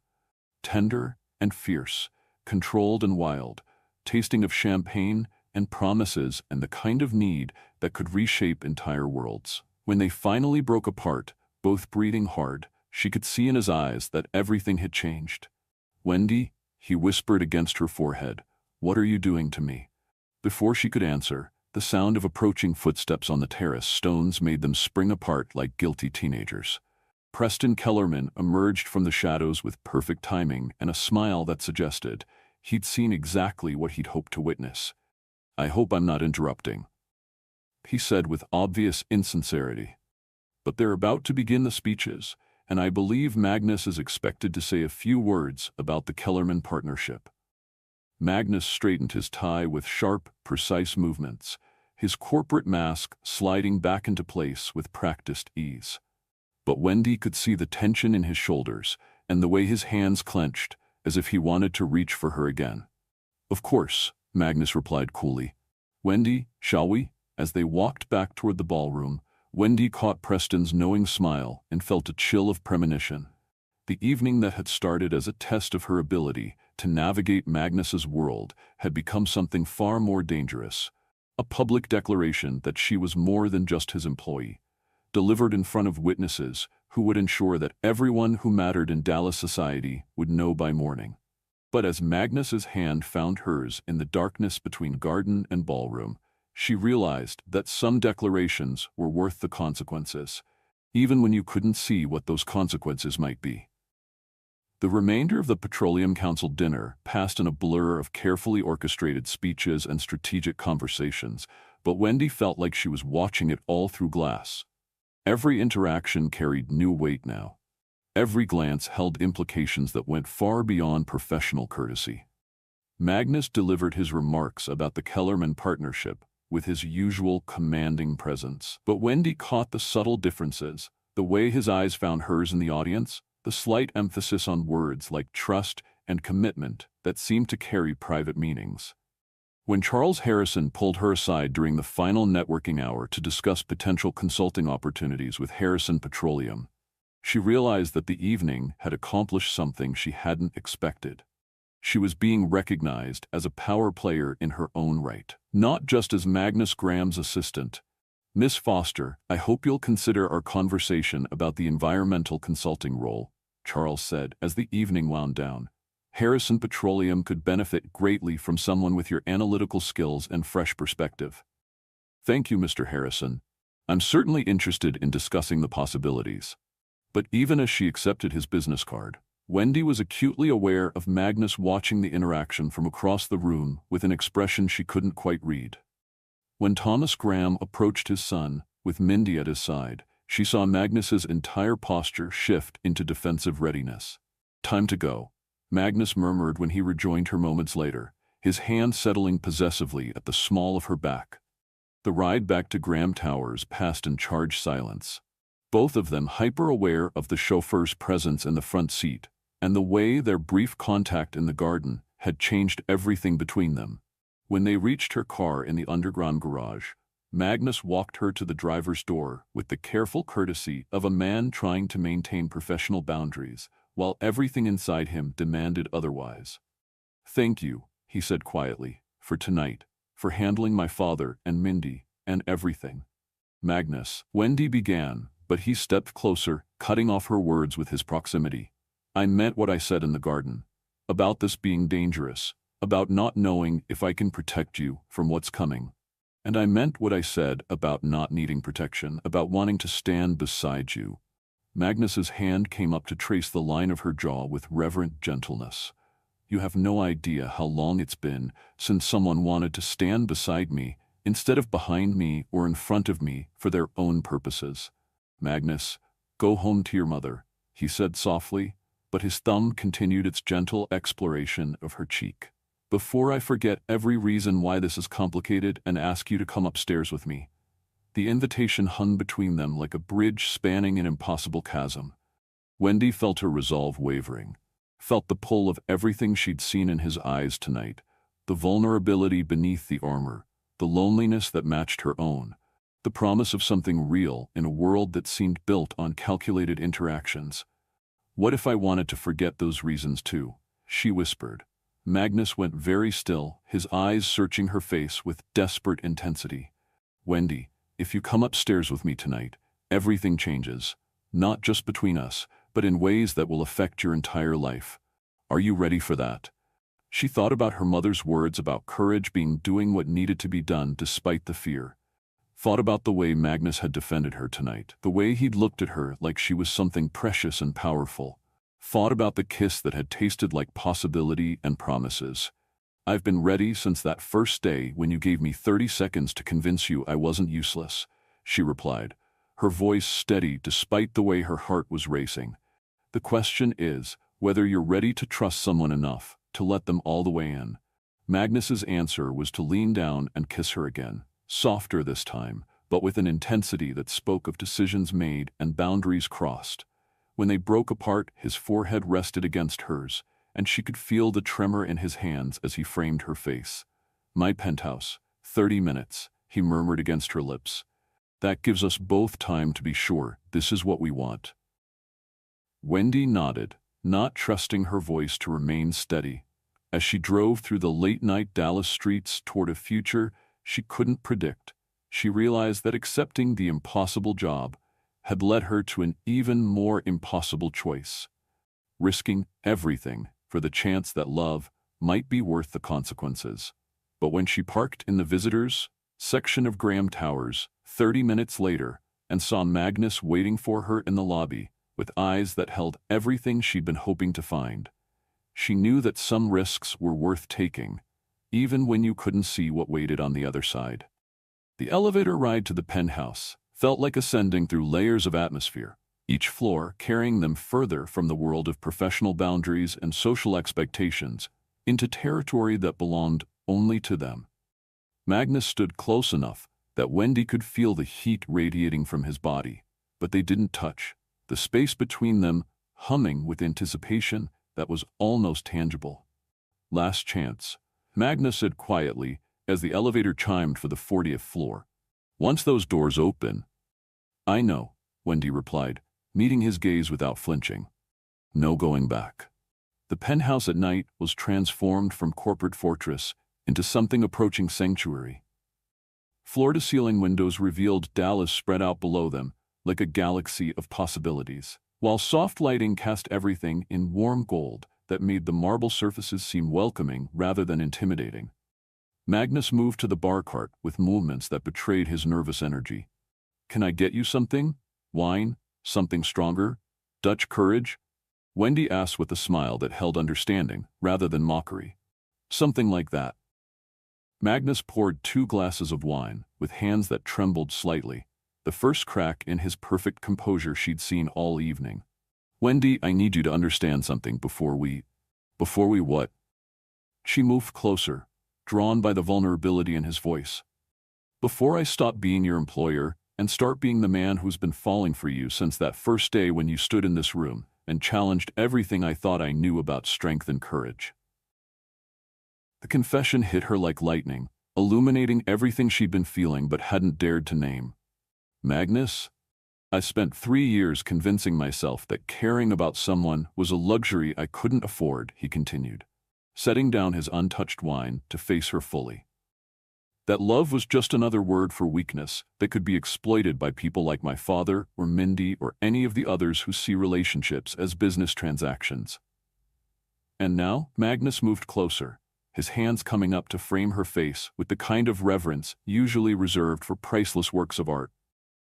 "Now I'm terrified that I'm more afraid of living without you than I am of what loving you might cost me." Wendy felt tears threaten at the raw honesty in his voice, at the way he was offering her his heart like a gift he wasn't sure she'd want to accept. "Magnus, what if I told you that loving you wouldn't cost you anything? What if it made you stronger instead of weaker? I'd say that sounds too good to be true. Or maybe, Wendy said, her hands coming up to rest against his chest where she could feel his heart beating like thunder. You've been so focused on protecting yourself from the wrong kind of love that you forgot what the right kind feels like. Magnus studied her face with eyes that held decades of carefully constructed defenses warring with desperate hope. And what does the right kind feel like? Like coming home, she whispered. Like finding the part of yourself you didn't know was missing. The kiss that followed was different from their desperate encounter in the garden. Slower, deeper, filled with the kind of intentionality that spoke of conscious choice rather than hapless surrender. Magnus's hands tangled in her hair, destroying the elegant updo she'd worn to impress his world, and she realized she didn't care about impressing anyone except the man whose armor was finally falling away beneath her touch. "Wendy," he murmured against her throat, "are you sure? Because once we cross this line, I don't think I'll be able to pretend that what I feel for you is professional or temporary or anything other than completely necessary to my survival." Her answer was to kiss him again, pouring everything she couldn't yet say into the connection between them. When they broke apart, both breathing hard, she saw in his eyes the moment when his last defenses finally crumbled. "Show me," she whispered against his lips. "Show me what it feels like when Magnus Graham stops protecting himself and starts trusting someone else with his heart." Magnus's response was to lift her as if she weighed nothing, carrying her toward the master bedroom while she wrapped her arms around his neck and marveled at the strength that had been hidden beneath expensive suits and careful control. The bedroom was as opulent as the rest of the penthouse, but Wendy barely registered the details. Her entire focus was on the man setting her gently on her feet beside a bed that suddenly seemed to represent every choice that had led them to this moment. "Haven't done this in a very long time," Magnus admitted, his hands trembling as they traced the line of her shoulders. "Not with someone who mattered. Not with someone I was afraid of losing." "You're not going to lose me," Wendy promised, her fingers working at his tie with hands that shook with their own nervous energy. "I'm not Mindy. I'm not going anywhere." Magnus caught her hands, stilling their movement to study her face with desperate intensity. "How can you be so sure?" "Because this," she said, pulling his hand to rest over her heart, "doesn't happen twice in a lifetime. Because when I look at you, I see the man you are beneath all the armor, kind and protective and so afraid of being hurt again that you've forgotten how beautiful you are when you let yourself be vulnerable." Magnus's breath caught at her words, and she saw the exact moment when he stopped fighting what was happening between them and surrendered to the possibility that love might be worth the risk after all. What followed was a slow exploration of trust and tenderness, of barriers falling away like clothes discarded on expensive carpet. Magnus worshipped her with a reverence that spoke of a man who had forgotten what it felt like to touch someone without calculating the cost, while Wendy discovered that the strength she'd admired in boardrooms became something altogether different when channeled into gentleness. They moved together with the careful intensity of people learning each other's hearts as well as their bodies, mapping territories of vulnerability that had been unexplored for too long. When Magnus whispered her name like a prayer against her throat, Wendy understood that she wasn't just giving him her body. She was giving him permission to believe that love could be safe, that caring about someone didn't have to end in devastation. And when they finally came together completely, it was with the kind of perfect synchronization that spoke of souls recognizing their missing pieces. In the darkness of the penthouse bedroom, with Dallas glittering beyond floor-to-ceiling windows, they discovered that some connections transcend every rational boundary to become something approaching sacred. Hours later, as they lay entwined in sheets that cost more than most people's monthly salary, Wendy traced patterns on Magnus's chest while he played with her hair, in the kind of absent intimacy that spoke of perfect contentment. "What happens now?" she asked quietly. Magnus was silent for so long that she thought he might have fallen asleep. When he finally spoke, his voice carried a certainty that surprised them both. Now we figure out how to make this work in a world that's going to try to tear us apart, he said, pressing a kiss to the top of her head. And Wendy? Thank you, for what? Magnus shifted to look at her, his eyes holding a piece she'd never seen there before. For reminding me that some things are worth fighting for, even when you can't control the outcome. As Wendy drifted off to sleep in the arms of the man who had started as her impossible employer and become something far more precious, she couldn't have known that 3 floors below, security cameras had recorded her arrival, or that those recordings would soon find their way to people who viewed love as just another weapon to be deployed in the endless war for power and control. But for now, in the sanctuary of Magnus's arms, she was safe to dream of a future where love might actually be enough to overcome the obstacles that waited for them in the morning light. Morning arrived with the golden intensity of Texas sunlight streaming through floor-to-ceiling windows, and Wendy woke to find herself wrapped in Egyptian cotton sheets that probably cost more than her monthly rent, and in the arms of a man who had transformed overnight from impossible employer to something far more precious and complicated. Magnus was already awake, his steel-blue eyes studying her face with an expression that held wonder, uncertainty, and something deeper that made her chest tight with possibility. "Good morning," he said softly, his voice rougher than usual in a way that sent heat spiraling through her memories of the night before. "Good morning." Wendy stretched against him, marveling at how natural it felt to wake up in his arms, how right it seemed, despite every rational reason why it should feel awkward or complicated. "Any regrets?" Magnus was quiet for a moment, his fingers tracing lazy patterns on her bare shoulder, while Dallas awakened beyond the windows. When he finally spoke, his voice carried a certainty that surprised them both. "Only that we waited so long," he replied, pressing a kiss to her forehead that felt like a promise. "You?" "None." Wendy shifted to look at him directly, seeing past the careful composure he usually wore to the vulnerability that lay beneath. "No, I suppose we should talk about what this means for work." "What it means," Magnus said, his hand tightening possessively around her waist, "is that I'm going to have the most beautiful, brilliant, and completely indispensable woman in Dallas working beside me instead of just for me." The distinction was important, and they both knew it. Wendy had crossed from employee to partner in ways that went far beyond the physical intimacy they'd shared. "Beside you," she repeated thoughtfully. "I like that better than behind you or in front of you." "So do I." Magnus's smile was different from any expression she'd seen him wear before. Unguarded, genuine, and completely focused on her. "Though it's going to make board meetings interesting." Before Wendy could respond, Magnus's phone buzzed with the kind of insistent urgency that suggested crisis management rather than routine business.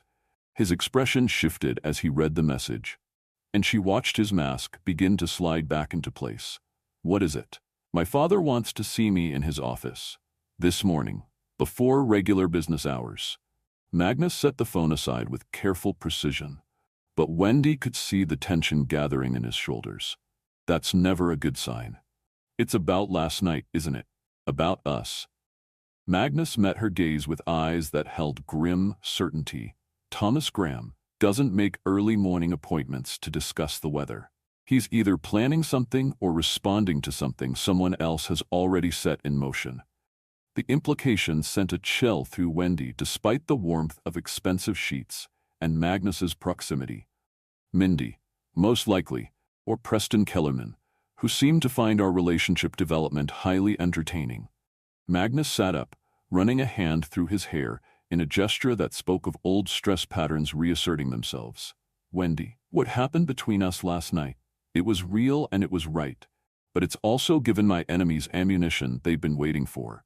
"Your enemies?" Wendy sat up as well, suddenly acutely aware of her nakedness in a way that had nothing to do with physical modesty and everything to do with emotional vulnerability. "Magnus, I'm not some naive small-town girl. I understand that powerful people make powerful enemies.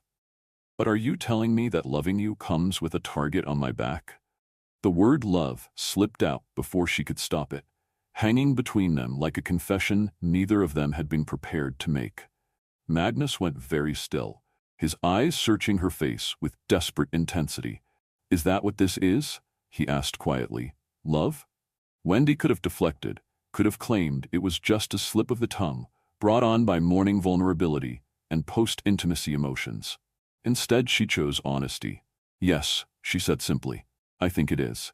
Is that terrifying?" Magnus laughed, but the sound held relief rather than humor.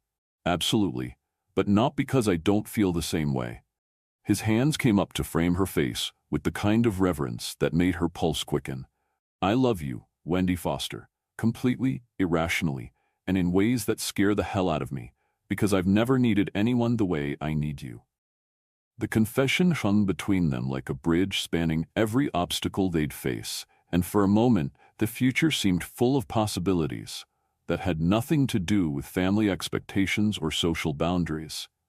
Then Magnus's phone buzzed again, shattering the moment with demands that belonged to the world beyond the penthouse sanctuary. "Go," Wendy said softly, pressing a kiss to his chest where she could feel his heart beating like thunder. "Handle your father. I'll handle getting to work without looking like I spent the night being thoroughly compromised by my employer." Magnus's answering smile held heat that made her consider suggesting they both call in sick. "About that." "About what?" "You're not just my employee anymore, Wendy.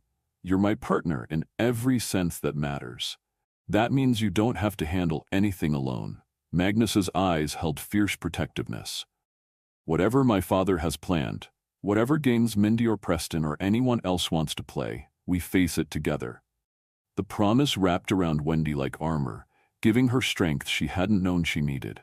But as Magnus disappeared into the master bathroom and she heard the shower start, she couldn't shake the feeling that the morning was about to bring challenges that would test every boundary they'd just crossed. Thomas Graham's office occupied the corner of Graham Tower's 36th floor, positioned one level above Magnus's domain, in a move that spoke to hierarchy, authority, and the kind of subtle power dynamics that shaped family businesses across generations. When Magnus arrived at precisely 7 o'clock, he found his father standing at the windows with his back turned, studying the Dallas skyline with the calculating gaze of a man who had spent 6 decades learning how to reshape the world to his specifications. "Punctual as always," Thomas observed without turning around, "though I understand punctuality wasn't your primary concern last evening." Magnus settled into the leather chair across from his father's massive desk, with the kind of controlled precision that betrayed none of the tension coiling in his chest. "If you have something to say, say it. Direct, I appreciate that." Thomas finally turned, his pale eyes holding the cold calculation that had made him one of the most feared negotiators in Texas petroleum circles. "Very well. Your relationship with Miss Foster has become a liability that requires immediate management. My relationship with Wendy is not a company matter." "Everything you do is a company matter, Magnus. Your personal choices affect stock prices, partnership agreements, and strategic alliances that took decades to build." Thomas moved to his desk with deliberate precision, withdrawing a manila folder that he placed between them like evidence in a trial. "This arrived in my office an hour ago." Magnus opened the folder to find photographs, high-resolution images of him and Wendy in the garden at the mansion on Turtle Creek, captured with the kind of telephoto lens that suggested professional surveillance rather than casual paparazzi. The photos told a story in stark black and white, Magnus's hands framing Wendy's face, their bodies pressed together in obvious intimacy, the kiss that had changed everything between them frozen in time for anyone to examine. Where did these come from? Does it matter? Thomas reclaimed his seat, with the bearing of a judge preparing to deliver sentence. What matters is that they exist, and that copies have undoubtedly been shared with every major petroleum family in Dallas. Your private moment has become very public currency. Magnus studied the images with a sick feeling growing in his stomach. Someone had been watching them, waiting for exactly this kind of opportunity to capture evidence that could be weaponized. "Mindy," he said quietly. "Mindy Whitmore Lancaster is a beautiful, intelligent woman from one of Dallas's most respected families. She represents the kind of alliance that strengthens empires, rather than threatening them. Thomas's voice carried the implacable certainty of a man accustomed to reshaping reality through sheer force of will. Miss Foster, however accomplished she may be professionally, represents a complication we cannot afford. She represents the woman I love. The confession hit the office like lightning, crackling with implications that made Thomas Graham's expression shift from calculated disapproval to something approaching genuine alarm. Love. Thomas repeated the word as if it tasted bitter. Magnus, love is a luxury that men in our position cannot afford. It clouds judgment, creates vulnerabilities, and inevitably leads to the kind of emotional decisions that destroy carefully constructed legacy. Is that what happened with Mother? The question hung between them, like a blade suspended over everything they'd never discussed. Thomas went very still, his expression closing like shutters slamming shut. Your mother's death has nothing to do with current circumstances, doesn't it? Magnus leaned forward, feeling decades of buried resentment rising to the surface. You chose business over being present when she needed you most. You let empire building matter more than the woman who loved you, and now you're asking me to make the same choice. I'm asking you to learn from my mistakes, instead of repeating them in more destructive ways. Thomas's voice carried pain that he'd spent years learning to hide. Your mother died because I failed to recognize the depth of her illness, not because I loved her too little, but because I assumed love would be enough to sustain her through anything. The admission was as close to vulnerability as Thomas Graham had allowed himself in years, and Magnus felt his anger falter in the face of his father's unexpected honesty. Love wasn't the problem, Magnus said, quietly. Absence was, perhaps, but the result was the same, devastating loss that nearly destroyed everything I'd built. Thomas straightened his tie with sharp, precise movements. I won't watch you make choices that lead to the same kind of destruction. What are you asking me to do? Thomas reopened the manila folder, revealing additional documents beneath the photographs, legal papers, financial statements, and what looked like background investigation reports. Miss Foster's mother requires expensive medical treatment, experimental therapy that cost nearly $1 million. Thomas's pale eyes held calculating coldness. I'm prepared to arrange full payment for that treatment, along with a substantial settlement that would ensure Miss Foster never has to worry about financial security again. Magnus felt the air leave his lungs as if he'd been physically struck. You're trying to buy her. I'm trying to solve a problem in a way that benefits everyone involved. Miss Foster gets the resources she needs to save her mother's life and secure her own future. You avoid the complications that come with relationships that cross social and economic boundaries. The company maintains the stability required for continued success. And if she refuses, Thomas's smile held all the warmth of winter steel. Then Miss Foster will discover that challenging the Graham family can have consequences that extend far beyond employment termination. Her mother's insurance coverage, for instance, might face unexpected complications. The experimental treatment program might find reasons to exclude certain candidates. Financial institutions might become reluctant to extend credit to individuals with questionable judgment in professional relationships. The threats were delivered with casual precision, each one designed to target Wendy's most vulnerable points while maintaining Thomas's plausible deniability. You bastard, Magnus said quietly, his voice carrying the kind of deadly calm that preceded either explosion or calculated destruction. I'm a realist who understands that sentiment is a luxury we cannot afford.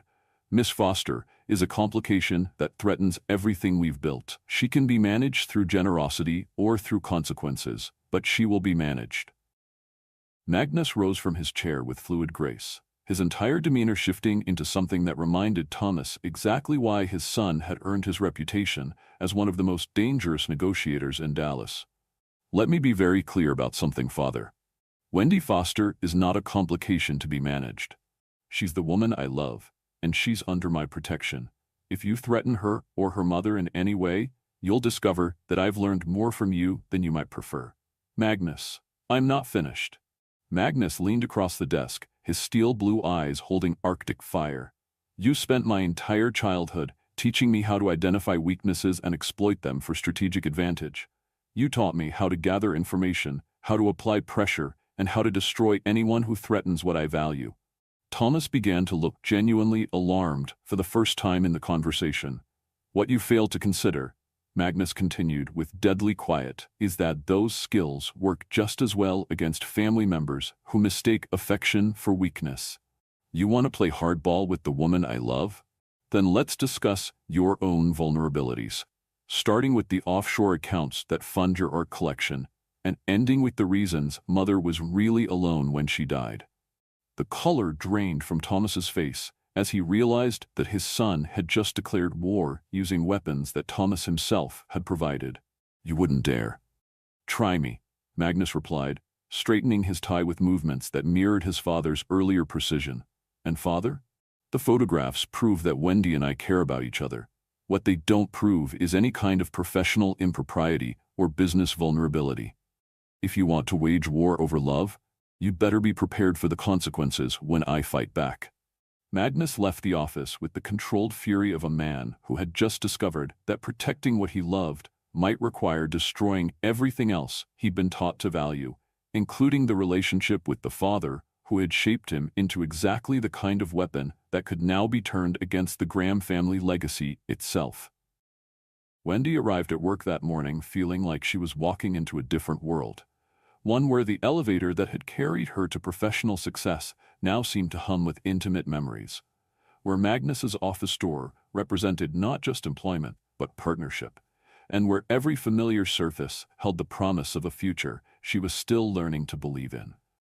Mrs. Norma Teller greeted her with eyes that held knowing speculation and a smile that suggested the building's social network had already begun processing the implications of recent developments.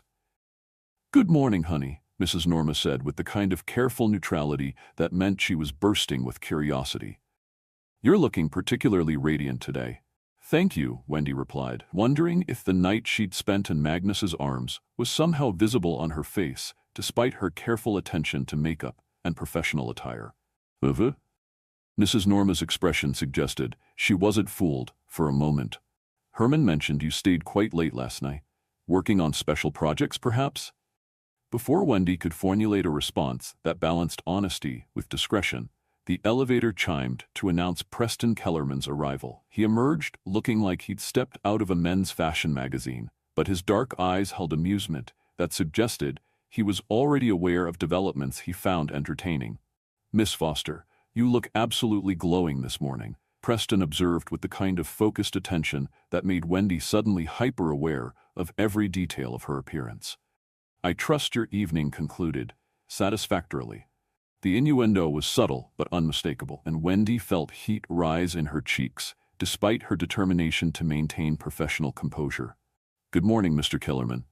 I believe Mr. Graham is in meetings this morning, but I'd be happy to schedule an appointment if you need to discuss business matters." "Actually, I was hoping to speak with you," Preston replied, moving closer with the kind of predatory grace that reminded Wendy why Magnus viewed him as competition rather than just another business associate. "About your future prospects, specifically." "My future prospects?" "Career opportunities, Miss Foster. Professional advancement that might offer more stability than your current position." Preston's smile held implications that made warning bells sound in Wendy's head. "Perhaps we could discuss it over lunch? The mansion serves an excellent afternoon menu." The suggestion carried layers of meaning that went far beyond professional networking.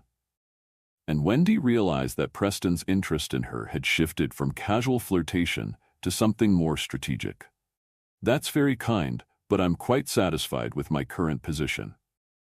"Are you, even given the complications that might arise from certain relationships that blur professional boundaries?" Preston's eyes held knowing amusement.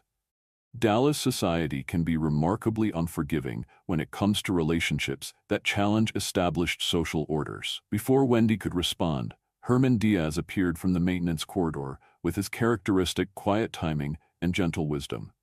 "Señorita Wendy, Mr. Magnus is looking for you," Herman said with the kind of protective intervention that suggested he'd overheard enough of Preston's conversation to recognize predatory behavior. He said it was urgent. Wendy felt relief wash over her as she realized that Herman was providing her with an escape route from Preston's increasingly uncomfortable attention. Of course, Mr. Kellerman, if you'll excuse me. Naturally, Preston replied, but his smile suggested the conversation was merely postponed rather than concluded. Miss Foster, do think about what we discussed. Opportunities like this don't always wait for convenient timing. As Wendy hurried toward Magnus's office, she could feel Preston's gaze following her with the kind of focused intensity that made her skin crawl. Whatever game he was playing, it had shifted from casual interest to something that felt calculated and potentially dangerous.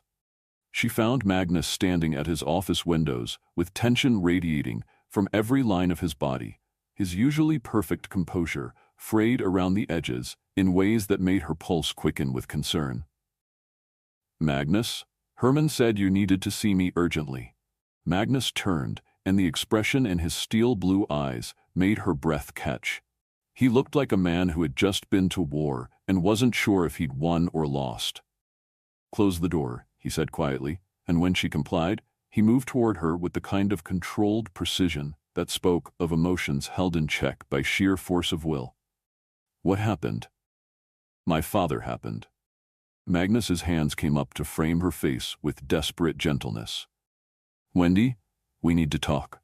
About last night, about us, and about the fact that our relationship has apparently become a strategic target for people who view love as a weakness, to be exploited. The words sent ice through Wendy's veins despite the warmth of his touch.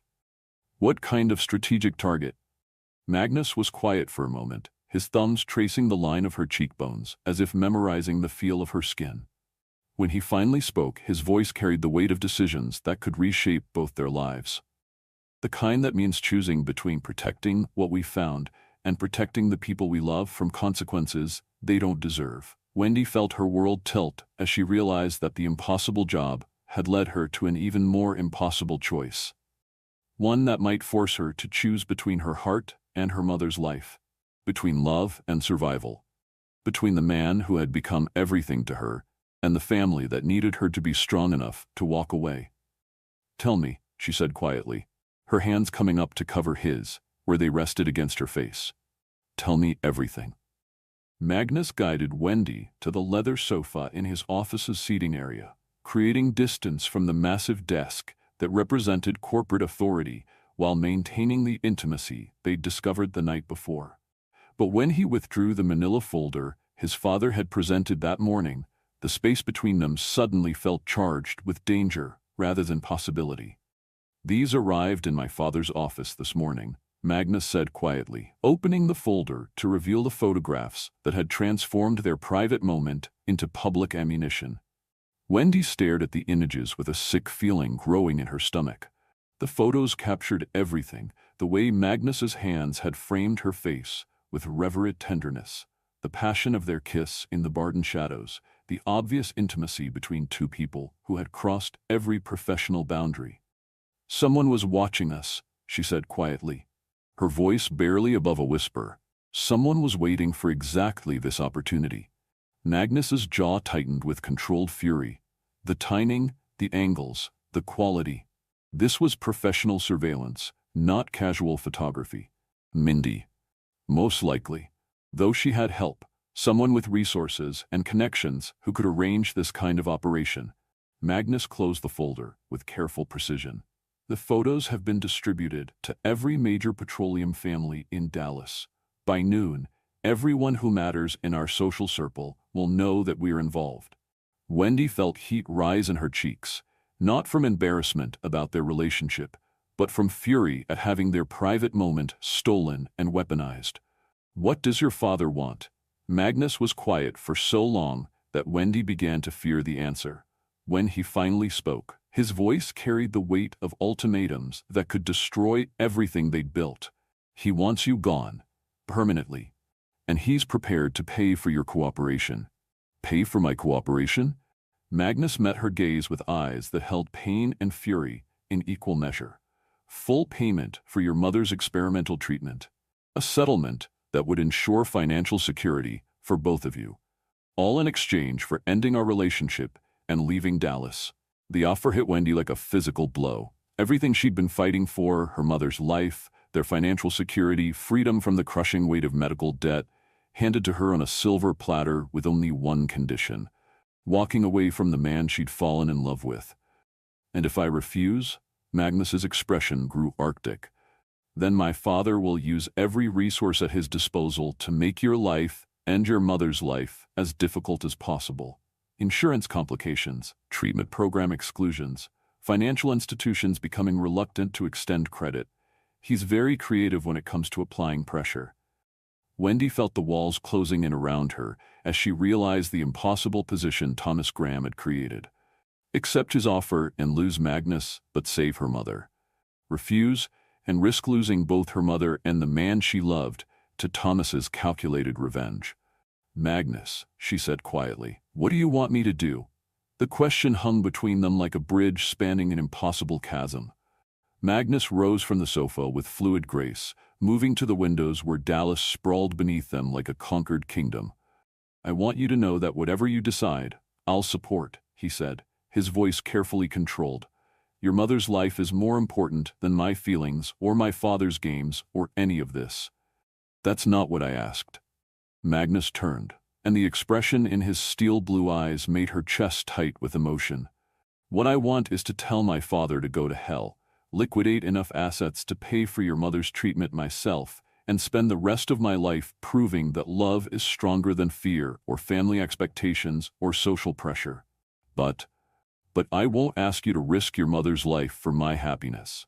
Magnus moved back to the sofa, settling beside her with the kind of careful distance that spoke of a man trying to give her space to make an impossible choice.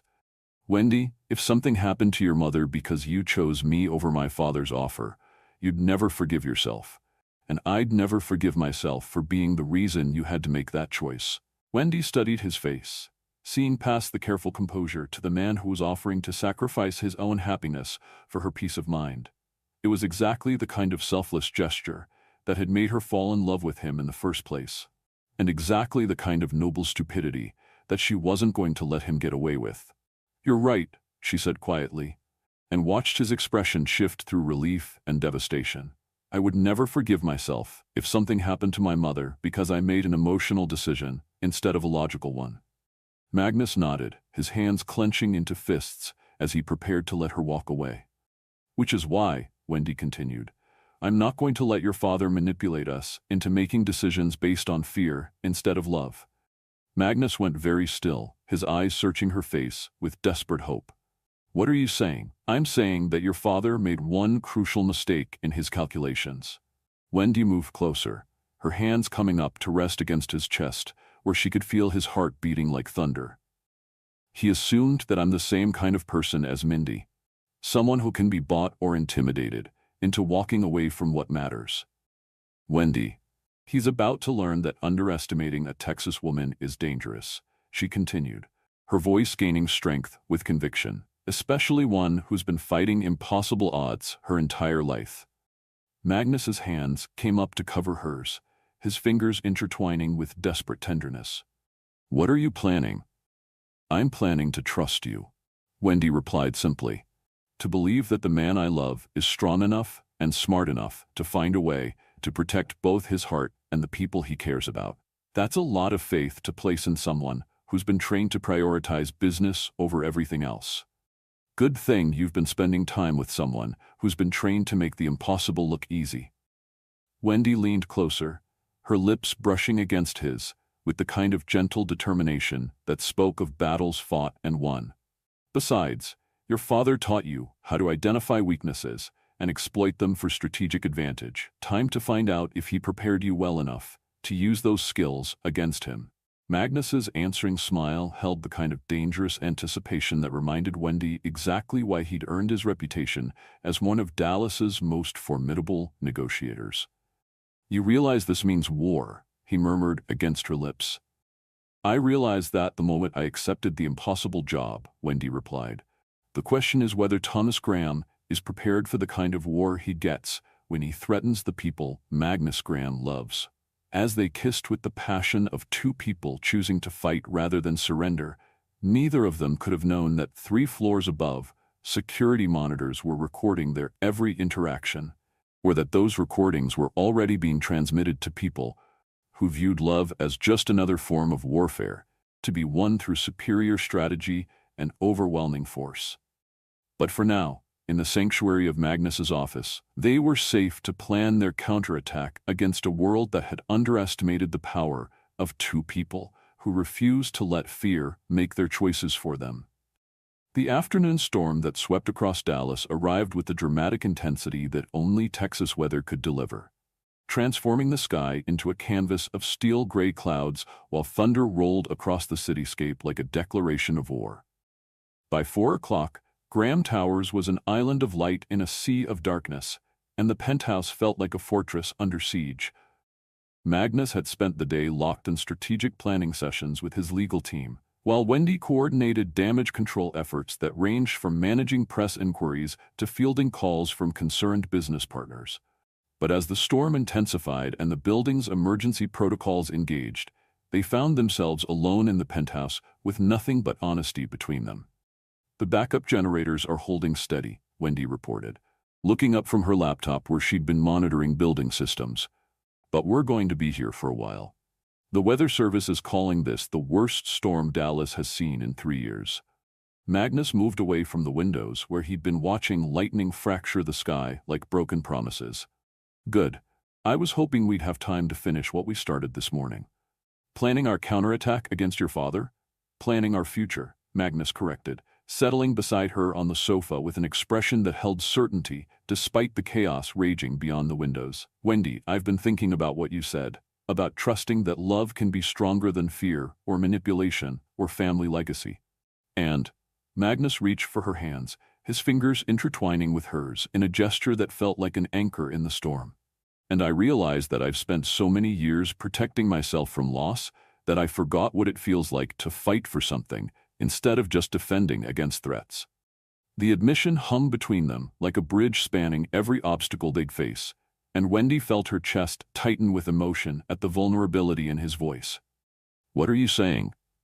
"I'm saying that I'm done letting my father's fears dictate my choices. Done letting Mindy's schemes or Preston's manipulations or anyone else's agenda matter more than what we've found together."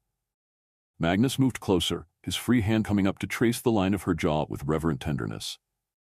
"I'm saying that I love you enough to risk everything, the company, the family fortune, even my father's approval, to build a life with you." The words hit Wendy like lightning, illuminating everything she'd been hoping to hear but hadn't dared to expect. "Magnus, I know it's terrifying. I know we're asking for trouble by challenging people who view relationships as business transactions. But Wendy, what I feel for you, it's worth fighting for. You're worth fighting for." Before she could respond, Magnus was kissing her with the kind of desperate passion that spoke of barriers finally falling and armor being discarded in favor of truth. This time, there was no hesitation, no careful consideration of consequences, only the overwhelming need to show her exactly what she meant to him. "I love you," he whispered against her lips, and the words carried the weight of promises and possibilities that stretched far beyond the storm-darkened penthouse, completely, irrationally, and forever. "I love you too," Wendy replied, her hands tangling in his hair as she pulled him closer. "Enough to fight your father's games, enough to face down Mindy's schemes, enough to believe that what we have is stronger than anything they can throw at us." What followed was a slow exploration of trust and commitment that transcended their first night together. Not just the joining of bodies, but the complete surrender of two people who had finally found someone worth risking everything for. In the flickering candlelight as Dallas's power grid struggled against the storm, they discovered that love could indeed be a form of courage rather than weakness. Magnus worshipped her with a reverence that spoke of a man who had been gifted something precious beyond measure, while Wendy showed him that vulnerability could be strength when shared with someone who would never use it as a weapon. They moved together with perfect synchronization, hearts beating in rhythm as thunder crashed outside their sanctuary. "You're everything I never knew I needed," Magnus murmured against her throat as they lay entwined afterward, the storm still raging beyond windows that framed their private universe. "My brilliant, fierce, impossible woman who saw past all my defenses to find something worth saving." "You saved yourself," Wendy replied, tracing patterns on his chest in the darkness. "I just reminded you that you were worth saving." The moment was shattered by the sharp ring of Magnus's emergency phone, the line reserved for genuine crises that couldn't wait for convenient timing. His expression shifted as he listened to the voice on the other end, and Wendy watched his face grow grim with implications she couldn't yet understand. "When?" Magnus asked quietly, his free arm tightening protectively around her. "How many witnesses?" The questions sent ice through Wendy's veins, despite the warmth of expensive sheets and Magnus's proximity. When he finally hung up, his expression held the kind of calculated fury that preceded either explosion or devastation. "What is it?" "Mindy's final gambit," Magnus replied, his voice carrying deadly calm. "She's called a press conference for tomorrow morning. Claims she has evidence of corporate malfeasance involving inappropriate relationships between executives and subordinates. She's positioning herself as a whistleblower exposing corruption at Graham Empire." Wendy felt the world tilt as she realized the true scope of Mindy's revenge. This wasn't just about destroying their relationship. It was about destroying Magnus's reputation, his company, and everything he built. "She's going to claim that our relationship represents some kind of corporate corruption? Worse, she's going to claim that I've been using my position to coerce relationships with female employees, and that you're just the latest in a pattern of abuse." Magnus's hands clenched into fists as he delivered the devastating news. "She has doctored evidence, fabricated testimonies from previous assistants, and enough circumstantial details to create a scandal that will destroy us both." The implications hit Wendy like physical blows. Not only would Magnus face professional ruin, but she would be painted as either a victim or a willing participant in corporate malfeasance, either scenario destroying her reputation and any chance of future employment. "Unless," Magnus continued quietly, "we give her what she really wants." "Which is?" Magnus met her gaze with eyes that held pain and fury in equal measure. "My surrender. Public acknowledgement that our relationship was inappropriate, your resignation in disgrace, and my engagement to Mindy as proof that I've learned to make better choices." The proposal hung between them like a noose, offering survival at the cost of everything that mattered. Wendy could see in Magnus's expression that he was calculating odds, weighing options, preparing to sacrifice their happiness to protect her from complete destruction. But she hadn't fallen in love with Magnus Graham because he was safe or easy or willing to surrender when challenged. She'd fallen in love with him because he was brilliant and fierce and capable of fighting wars that others wouldn't dare to wage. "No," she said quietly, her voice carrying certainty that surprised them both. "Wendy, you don't understand what she's threatening." "I understand perfectly." Wendy sat up, her eyes blazing with the kind of determination that had impressed Magnus from their very first meeting. "Mindy Lancaster is about to learn why it's dangerous to threaten people who have nothing left to lose and everything to fight for." Magnus stared at her with expression shifting through amazement, admiration, and something deeper that made her pulse quicken with possibility. "What are you planning?" Wendy's smile held the kind of dangerous anticipation that reminded Magnus exactly why he'd fallen in love with a woman who made the impossible look easy. "I'm planning to give Dallas society a press conference they'll never forget," she replied, her voice carrying steel wrapped in velvet. "One that exposes exactly who Mindy Lancaster really is and what she's been willing to do to get what she wants." As lightning illuminated the Dallas skyline beyond their windows, Magnus realized that the woman in his arms wasn't just his salvation, she was his equal in every way that mattered, including the kind of strategic brilliance that could turn Mindy's weapon against her. The next morning dawned clear and bright, as if the storm had washed Dallas clean for the battle that was about to unfold. The Petroleum Club's main conference room had been transformed into a media arena, with cameras and reporters packed into every available space to witness what promised to be the most explosive corporate scandal in Texas petroleum history. Mindy Lancaster stood at the podium looking like every photographer's dream of power and vindication. Auburn hair styled to perfection, navy suit that projected authority, and expression that balanced righteous indignation with wounded dignity. The evidence she'd assembled was spread across tables like weapons prepared for war. Photographs, documents, and testimonials that painted Magnus Graham as a predator who abused his position for personal gratification. "Ladies and gentlemen," Mindy began, her voice carrying the practiced authority of someone accustomed to commanding attention. "I'm here today to expose a pattern of behavior that has been protected by wealth, influence, and the kind of institutional silence that allows powerful men to victimize vulnerable women." The assembled reporters leaned forward with the hungry attention of predators scenting blood in the water. This was exactly the kind of story that destroyed reputations and launched careers. Magnus Graham, CEO of Graham Empire, has used his position to coerce relationships with female employees through a combination of financial pressure, career manipulation, and outright intimidation, Mindy continued, her green eyes glittering with satisfaction. "The evidence I'm presenting today documents a pattern of abuse that spans multiple victims and represents the kind of corporate malfeasance that demands immediate investigation." She paused for maximum dramatic effect before delivering what she clearly considered the killing blow. His current relationship with assistant Wendy Foster represents not love, as he claims, but the latest example of a powerful man exploiting a vulnerable woman whose mother's medical bills made her desperate enough to accept any arrangement that provided financial security. The accusation hung in the air like poison, designed to destroy both Magnus's reputation and Wendy's dignity with surgical precision. But before the assembled media could fully process the implications, the conference room doors opened to admit Magnus Graham himself, followed by Wendy Foster and a legal team that looked prepared for total war. "Miss Lancaster," Magnus said quietly, his voice carrying the kind of deadly calm that made seasoned reporters straighten in their chairs, "I appreciate you providing such a convenient forum for us to address these allegations directly."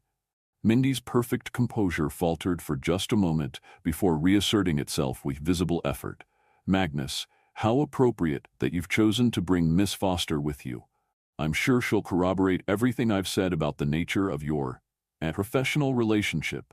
"Actually," Wendy said, stepping forward with the kind of quiet confidence that commanded attention without demanding it, "I'm here to provide some additional context that I think the media will find illuminating." She moved to the secondary podium with fluid grace, her honey blonde hair pulled back in a professional chignon that emphasized the intelligence in her amber eyes. When she spoke, her voice carried the authority of someone who had spent weeks learning to navigate rooms full of powerful people.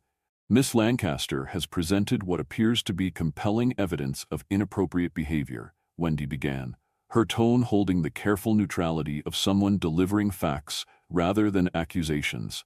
"What she hasn't mentioned is how that evidence was obtained, or what her motivations might be for presenting it in this particular forum." The reporters' attention shifted like a tide turning, sensing that the story was about to become far more complex than simple corporate malfeasance. "For instance," Wendy continued, "the photographs Miss Lancaster has provided were taken by private investigators she hired to conduct surveillance on Magnus and myself. The testimonials from previous assistants were obtained through financial incentives that might call their credibility into question. And the documentation of our relationship, while accurate, omits crucial context about timing, consent, and the genuine nature of our feelings for each other." Mindy's expression grew arctic as she realized that her carefully constructed narrative was being systematically dismantled by the very woman she'd tried to destroy. "But most importantly," Wendy said, her voice gaining strength with conviction, "Miss Lancaster's presentation fails to address her own motivations for this campaign of destruction, including her financial desperation following poor investment choices in Europe, her documented history of manipulating relationships for economic benefit, and her ongoing efforts to force Magnus into a marriage that would solve her monetary problems while destroying his happiness." The conference room erupted in chaos as reporters realized they were witnessing something far more complex than the simple scandal they'd expected. Cameras swung between Mindy's fury and Wendy's calm composure while questions flew from every direction. "Furthermore," Magnus added, his voice cutting through the noise with practiced authority, we have documentation of Miss Lancaster's attempts to blackmail Miss Foster into ending our relationship, including recorded conversations and financial records that demonstrate a pattern of manipulation and coercion. Thomas Graham, who had been watching from the back of the room with calculating eyes, stepped forward with the bearing of a man who had spent decades learning when to cut losses and when to double down. As chairman of Graham Empire's board of directors, Thomas announced, his voice carrying the weight of institutional authority, "I want to state categorically that Magnus Graham's relationship with Miss Foster represents the kind of authentic partnership that strengthens leadership rather than compromising it. The allegations presented here today appear to be motivated by personal grievance rather than legitimate concern for corporate governance." The public support from Thomas Graham, delivered in front of witnesses who would ensure that every petroleum family in Dallas knew of his position, was as shocking as anything else that had happened in the chaotic press conference.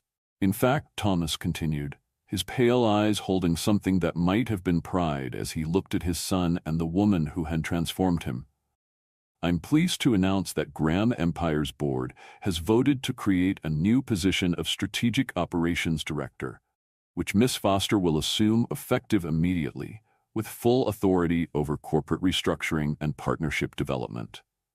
The promotion was both vindication and protection, elevating Wendy to a position where their relationship became a strategic asset rather than potential liability, while making it clear that the Graham family viewed her as an ally rather than a threat. As reporters scrambled to process the dramatic reversal, and Mindy Lancaster's carefully constructed revenge collapsed into public humiliation, Magnus reached for Wendy's hand with the kind of possessive tenderness that spoke of battles fought and won. "Questions?" Magnus asked the assembled media with a smile that held dangerous satisfaction. The chaos that followed would dominate Dallas petroleum gossip for months, but the essential story was clear. Love had triumphed over manipulation. Truth had defeated lies, and the impossible job had led to something even more impossible, a future where two people who had found each other despite every obstacle were free to build something beautiful together. 1 year later, love often comes when we least expect it. Magnus and Wendy's wedding at Graham Towers became the social event of the season, not because of its opulence, but because of the genuine happiness that radiated from a couple who had fought for the right to love each other without compromise. Mrs. Norma Teller officiated the ceremony with tears in her eyes, while Herman Diaz served as Magnus's best man with pride that reflected his role in helping heal a broken heart. Elizabeth Foster, fully recovered thanks to the experimental treatment Magnus had quietly funded, walked her daughter down the aisle with the regal bearing of a woman who had raised a daughter strong enough to transform an empire. In the penthouse that had once been a fortress of isolation, Magnus played his mother's favorite Chopin nocturne, while Wendy worked beside him. Two people who had discovered that the greatest luxury wasn't wealth or power, but finding someone worth sharing both with.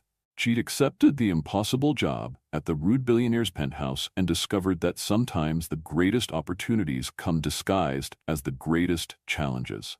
Love, they learned, wasn't about perfection. It was about finding someone worth being imperfect with, someone worth fighting for, and someone who made you brave enough to believe that impossible was just another word for the beginning of something extraordinary. True love transforms us into our best selves. Share a time when love changed your life in the comments below. If this story touched your heart, hit that subscribe button, because tomorrow we have another beautiful love story that will make you believe in second chances. Thank you for being part of our Sage King Stories family.